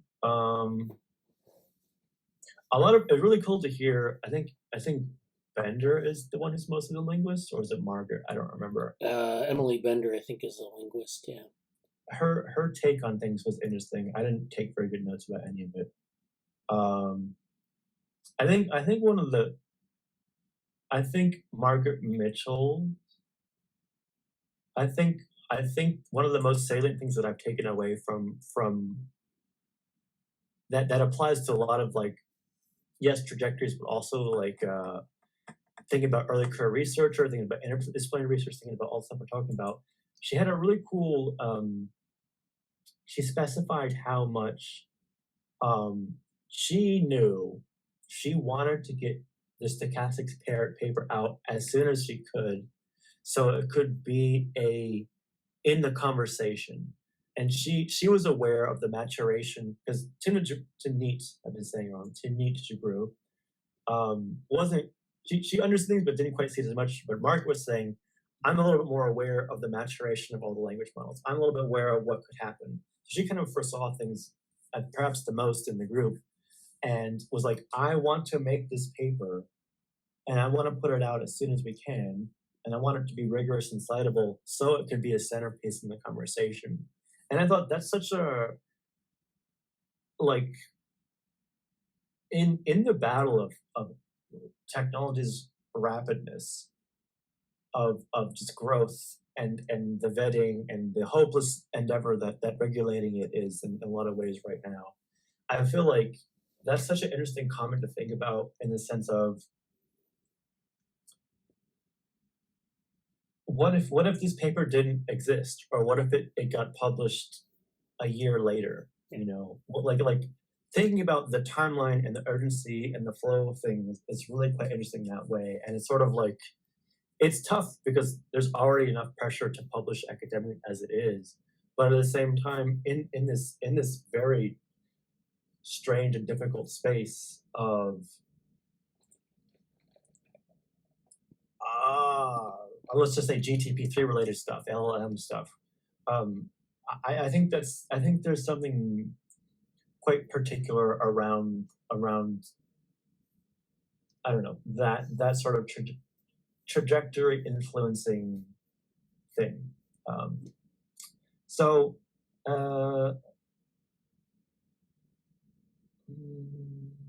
Yeah, I think that dovetails with what we were talking about with open access.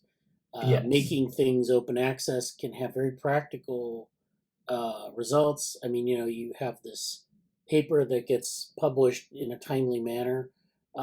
This is something that's a very fast-moving field, so it doesn't make sense to send it off for review and spend 2 or 3 years. And in fact, I think that was the problem with Google, that, in a corporation, you have a lot of constraints like that, where they don't want papers to come out and, be in conflict with their product management schedule. But the fact of the matter is something like that needs to be in the public domain, so we can have a conversation, so we have a common base of things that we can cite and say, oh yeah, there's this idea that we need to this thing matches this idea that people have identified, and we need to think about that. And it just, it's definitely, there's that issue of being at odds with, with in terms of like the production of knowledge that's at odds with maybe like project development or product development or academic imperatives like tenure or, proprietary stuff. So that's an interesting, issue that goes beyond this large language model area. And that's just to kind of emphasize for those who aren't aware, like Google awkwardly cited we usually have these things be reviewed a certain way. Like that, what Google hid behind to justify their actions for too much brew was this sort of, well, you didn't follow procedure the right way, and it was kind of a very, in simple terms, it's like, well, you talked bad about us, but in more elevator terms, it was I think a more accurate way to say it in a holistic sense, to emphasize what Bradley just said, is like, you put something into the public discourse that can be cited and traces back to us in a way that we don't want to be seen in the light of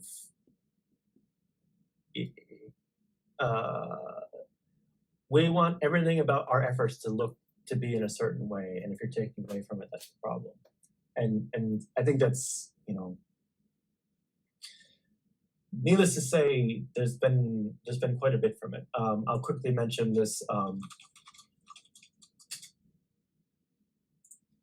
This is something that actually we're looking at in terms of the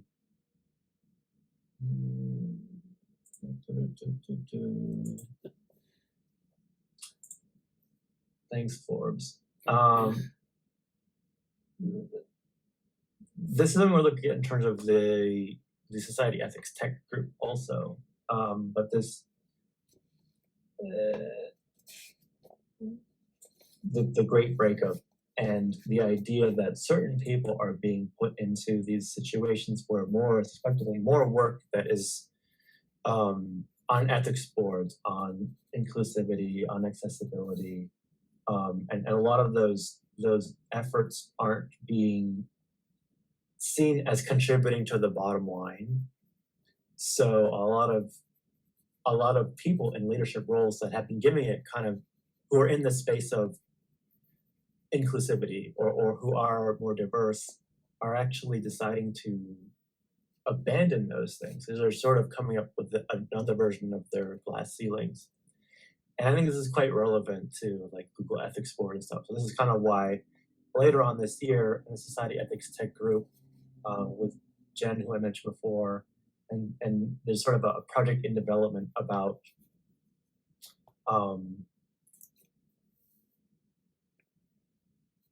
where are these decisions happening and why, and kind of getting some case studies about it, and what does that say? And this filters back into our efforts where if we are legitimately training early career researchers in independent or interdisciplinary research, people who are going to be bumping up against these things, even this is a bit of a tangent, but even people who are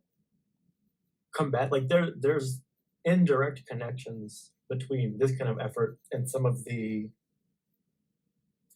pushing even like deeper theory works in like embodiment and psychiatry and clinical diagnosis and neurodiversity. All those things are kind of related to these. How do you manage these influences away from those to put it really unfairly or like in a limited way, like the diversifying efforts across different fields of study. I just wanted to mention that. I thought it was kind of interesting that one of the questions was like, how do we deal with one of the first questions was like, if there's no chance that tech groups are going to be able to regulate ethics, and I forget who said it, but someone was like, oh, well, we never really get a populace to understand what's going on. That's like the classic Sagan quote of like, we're in a time where people don't understand technology and how it's made and what it does. Okay, sure. Part two. It was really funny to me because one of my friends, I won't put him on blast on this meeting, but someone whom I respect was kind of like, oh, I don't know if they should call it worker exploitation or not because they have options to go and get other jobs. And I was like, it was a little strange for me, but and it's weird because they were basically commenting on this, and I feel like, well, I thought it was actually a really good job. I guess, I said it here. I think it's showing. I think it was a really good example because people think it's so far downstream. Like there's no there's no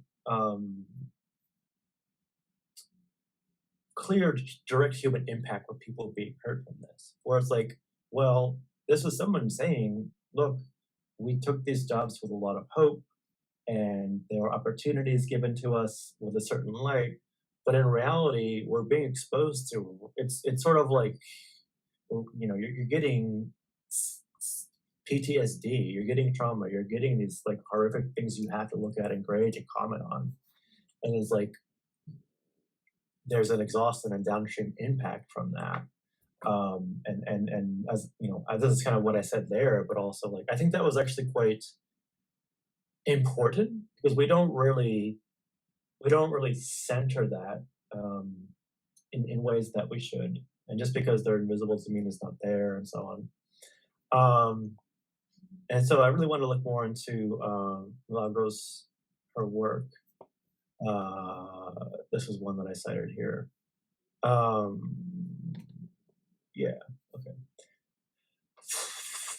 Hype and reality, this was interesting panel.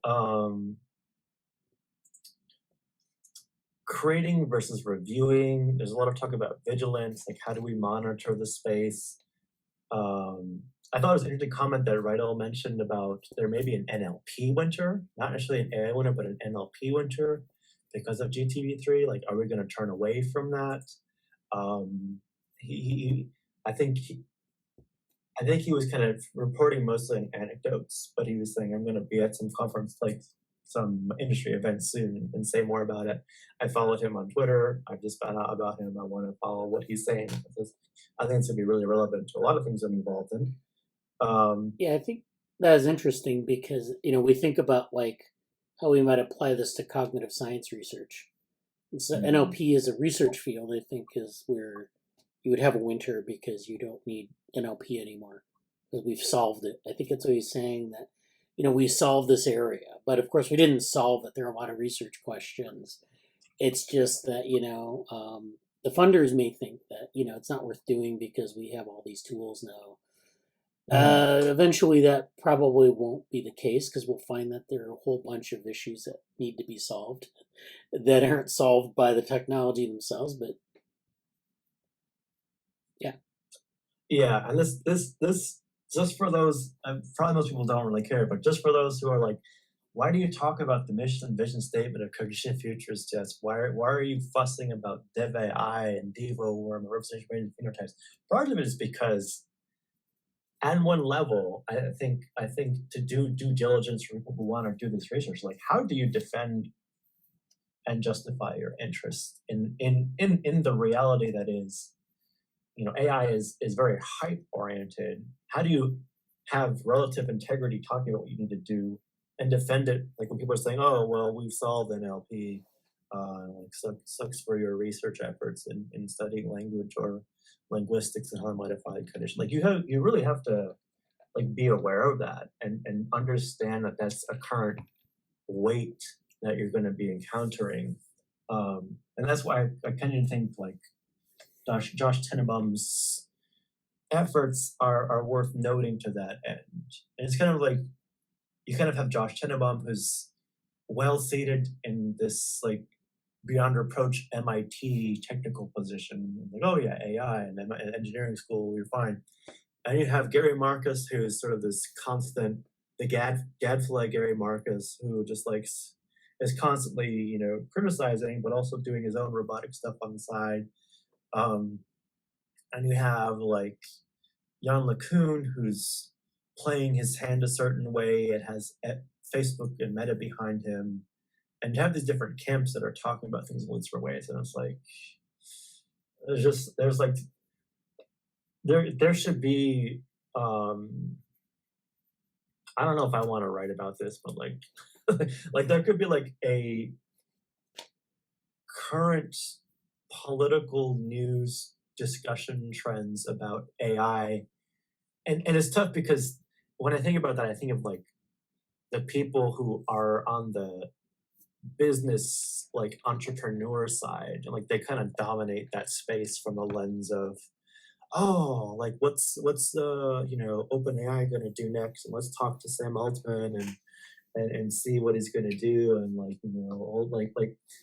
there's like a wave of that, but I don't take that as sort of like.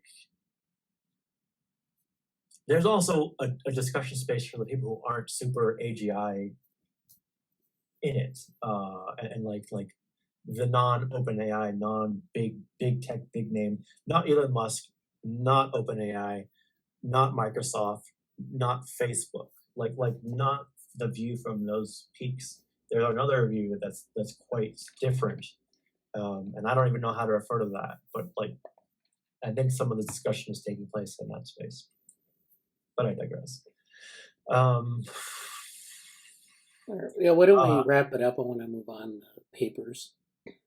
Yeah, I like that Mitchell's comment about starting with how to be used first, and then finally, call to action panel was basically a lot of stuff about lawsuits was good. I didn't take a whole lot of stuff. I did like this quote from Zapata about engaging with the markets. I think it's slightly adjacent to the relationality Fuchs is pushing for. I did want to look more into waiting the 4 years of Brexit data that Sarah mentioned, because I feel like that's pretty, data access is a pretty big issue. And I'll leave it at that. There's a lot more to say. I'm going to write up a recap blog and hopefully we can signal live too. I think that'll be it for all this. Yeah. Well, okay. Yeah, thanks. That was a great overview. I think that was a good thing to think about. There's a lot more to think about there. A lot of stuff that we could follow up on, and I encourage people, if you and something that you're interested in, you can follow up on it. You can present on it if need be. But I think there's a lot of food for thought there. Yeah, we'll be talking about that. Okay. Well, Raj had to leave. That was about 30 minutes ago, but but thank you for attending. So this final 20 minutes, I want to focus on some papers, as we usually do. So I talked about publish, review, curate. Actually, I might leave this for next week. I was gonna, in Cognition Futures, we had discussed relational biology, and as we were talking about relational stuff with respect to Fuchs, we have some things from previous meetings, DevoWorm and this meeting. So in August 2021, we talked about the category theory of agents, which was talk about like some of the work that Michael Arbib has done on category theory and talking about artificial intelligence and operational categories for that. That was from August 2021, so that's actually on our YouTube channel. I can queue it up. I might do a blog post on this later. But that's one thing we talked about. Another thing we talked about in the DevoWorm group in April of 22 were Robert Rosen's MR systems, which are these relational systems that involve like looking at relational aspects of biology and physiology. So these are systems that Robert Rosen was he wrote a lot of stuff on systems theory. You know, he was back in the later part of the 20th century. So he did a lot of stuff with metabolism and thinking about those as relational systems. And so without discussing it too much, there is this idea of relational and like I said, we'll talk about this another time, but there's this idea of relational biology, which is where you have multiple sets of things, multiple categories of things. So if you have relational biology is basically where you have subsystems that are like sets of things, like you have A and B and C. And, those sets are kind of connected together through these relations, or these sets of relations. So let me draw a couple of sets here, give you an idea of what I'm talking about. So this is set A, set B, set C. And in biology, we have all these categories of things. Like we have different types of gene products, we have different types of proteins, we have different types of phenotypes, or different varieties of cell, maybe. So these are all things that you have, you can define. This is the theoretical standard. This might be like proteins, and then you might have cell types. And I'm just using, examples from biology, but you can use, you can do this even outside of biology. And then maybe like behaviors or something. And these are just all sets where, these are where you have different members in the set. So you have different varieties within this, and so forth. The important thing about relational systems is that you have a relation. And so like you can map from A to B. So you can map from your set of proteins to your set of cell types. So your cell types contain a certain subset of these proteins in A. They map to B. So you can take the identity of B, elements in B, and define them in terms of elements of A. So, and then the same thing with B to C. So that gives us this mapping, B to B, B to C. And what's nice about this is you can make these relational statements. Like you can say, I have things in A, contents of A that map to B, contents of B that map to C. And you can follow these things through so that you can do these types. So if you think about these things as at different scales, cell types have a certain subset of proteins, behaviors of a certain subset of cell types, and you can define those things, so you have increasing scales from the proteins to cell types to behavior, and you can define them in that way. I think if you've noticed in this folder, I talked about category theory, especially with respect to Arbib's work on category theory of agents. So there's a relationship between relational models and category theory. These relational models actually are defined in terms of category theory. So these relational arcs that I show you here are actually called functors in category theory. So functors are things that are functions that map from one set to another, from A to B or B to C. And so you can state all of this in terms of category theory. Category theory is a mathematical tool that uses a lot of, it kind of looks at sets and transformations between sets. And they have this deep jargon that, it's kind of intimidating, but basically that's all it is. And you can describe things in terms of category theory, and it makes it really interesting, interesting mathematical tool. So, there's this paper so this is a paper on behavioral genetics and post-genomics. And it's kind of interesting because they talk about a lot of these relational models in this. The science of genetics is undergoing a paradigm shift. Recent discoveries, including the activity of retrotransposons, copy number variations, somatic and chromosomal mosaicism, and the epigenome, these are all challenging the dogmas, this business. And then according to these widely held dogmas, DNA is the unchanging template of heredity. I mean, it's sort of opining because it's not exactly the case, but whatever. They kind of go through this and they talk about basically the value of epigenetics in the post-genomic era. So this is kind of going through this topical area. But what I wanted to get at here was this relational development thing that they talk about so this is a paper from Behavioral and Brain Sciences, And one of the benefits of this format in behavioral brain sciences is that they have comments at the end. And so they have very pretty extensive commentary from different authors. They solicit comments and then they publish them with the paper. So you get all these comments after the fact. And I'm trying to find this section where I highlighted it. Here it is. So this is a section here. Okay. So this is a comment on this article, Relational Developmental Systems, a paradigm for developmental science in the post-genomic era. So this is actually talking about these relational systems as sort of a larger set of developmental models. This is Willis Overton and Richard Lerner. And they talk about, this commentary argues that the anomalies suffered by the population behavior genetics paradigm are more widespread than suggested by Charney. So they're critiquing the sort of the standard model of the time with respect to looking at genomics and looking at populations. Further, it is argued, according to the criterion established by Kuhn, there is and has been available an alternative scientific paradigm that provides the formative context for this post-genomic view.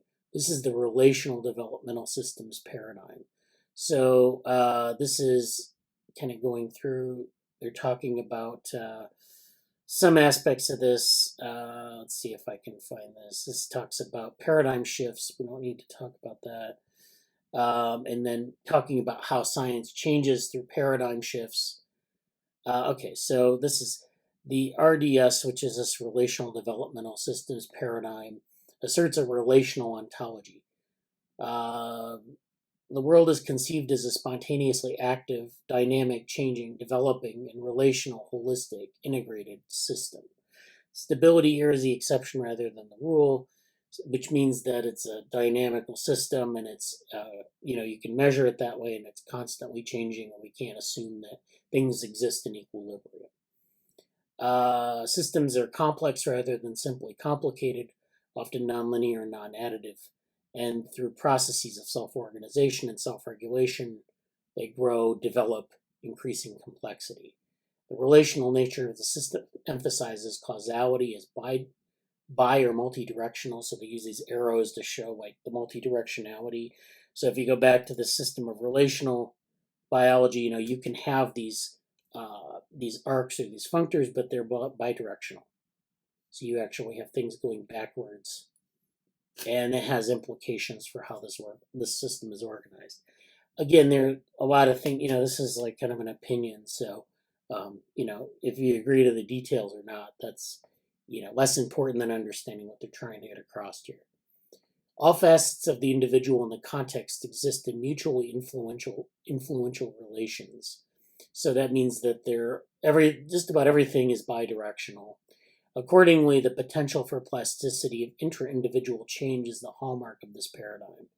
So organisms are characterized as relational, complex, spontaneously active, self-creating, autopoietic, self-organizing, and self-regulating. So this is just a lot of words saying that they want to model developmental systems as being sort of spontaneous, having this bidirectionality, and having this aspect of relational sets. So you can have things in one set that get transformed to another thing, that get transformed to another thing. And you can characterize this as a computational model or a conceptual model, but they also want to make this more fluid than what I have drawn here. So they want this to be, have multiple mechanisms, have, maybe fewer boundaries or boundaries that are permeable. Just that's the way they're thinking about this.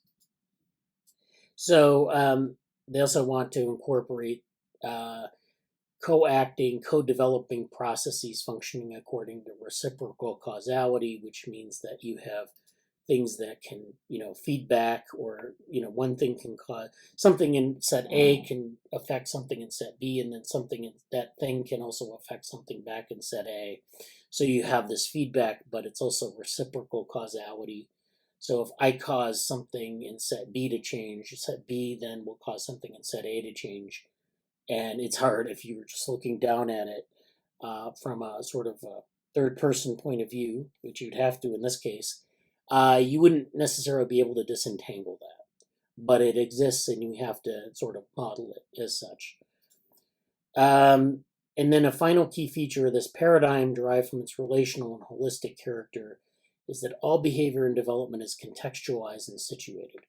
There are no split off discrete pure forms, pure gene, pure environment, meaning that everything is sort of like a gene environment interaction or a gene gene interaction or both.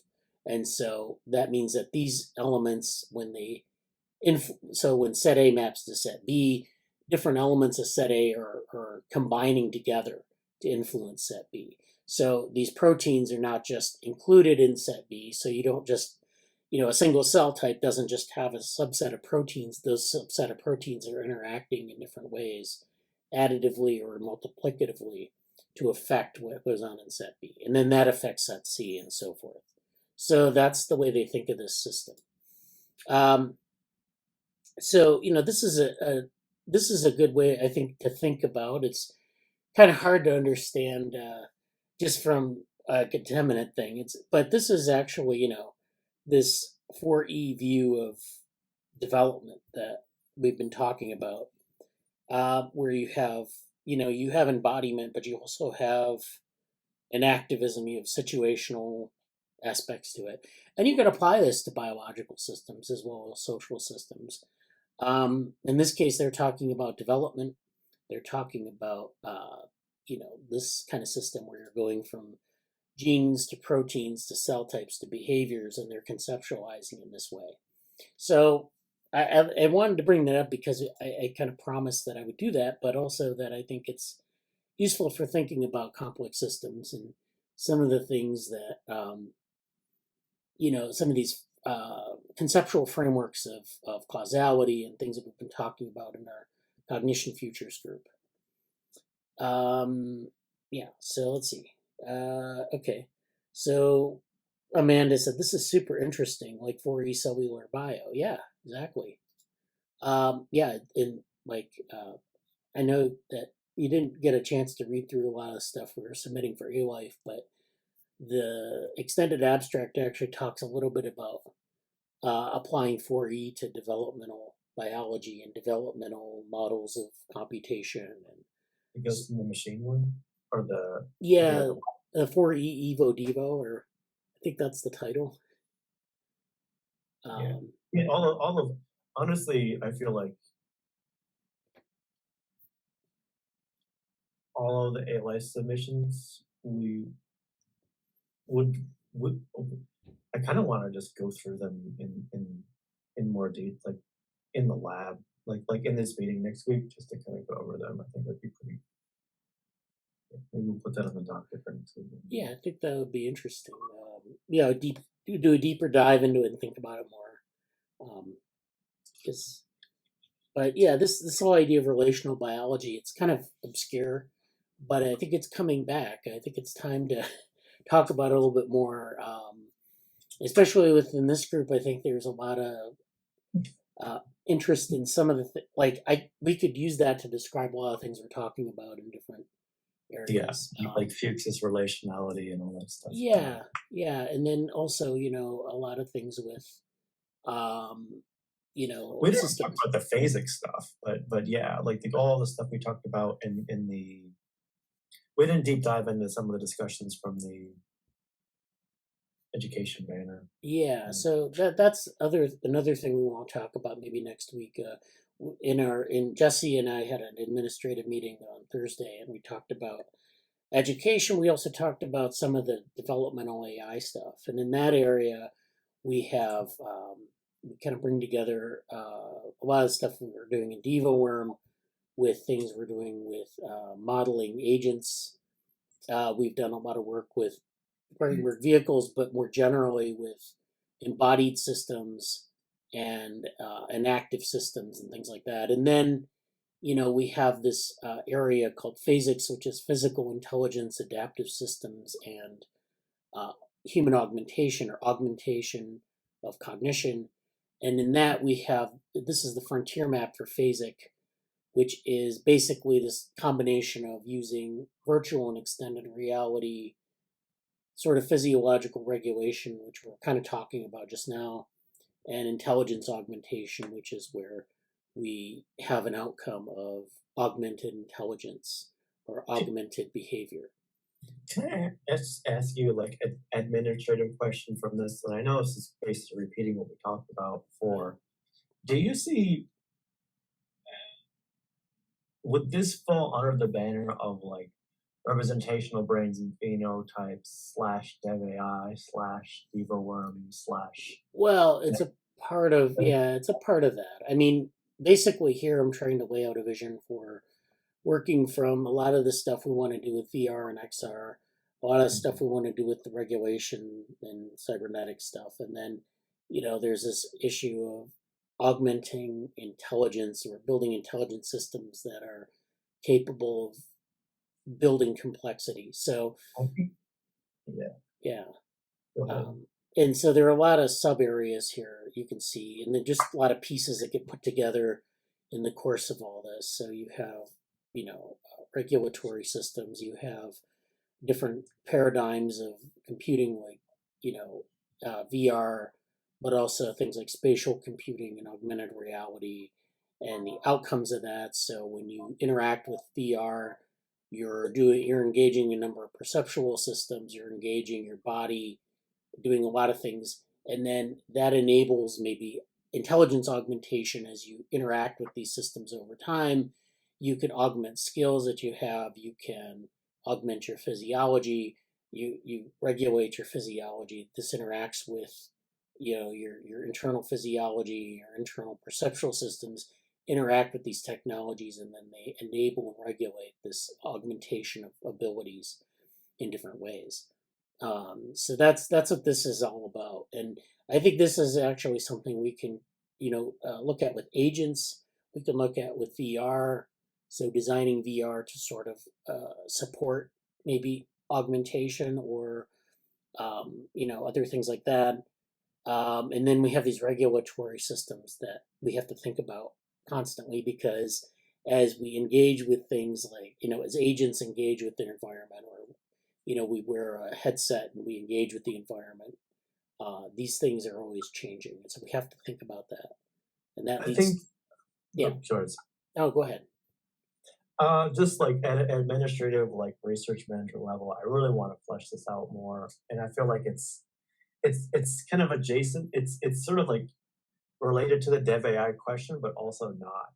And I like, I feel like this is really like, particularly with what we're doing in Google Summer of Code ahead, and like all the Alistasis talk we talked about in Avery's work, and if we're going to be diving into cybernetics again, either with any of Norbert's work or second order cybernetics, what might come up in the reading group, like I think there's some structure to be had here, and I don't like. I'm glad I'm going to go back eventually and listen to what you just said and think about it and put something together for this. But I feel like there needs to be something a little more like written about this somewhere, because I don't think we have anything other than this map that I can remember right now. Yeah, I mean, there are different preprints that are involved with different parts of this, but like these are all open. These are like kind of leaves on a tree, and you can expand the leaves out and build on it. So that's the idea. Okay. But we should have something that incorporates the whole vision, though, too. Yeah, I agree. Yeah. Okay, that's all I got for this week. Great. Anyone else have anything before we go? I know we have gone over a little bit, but that's okay.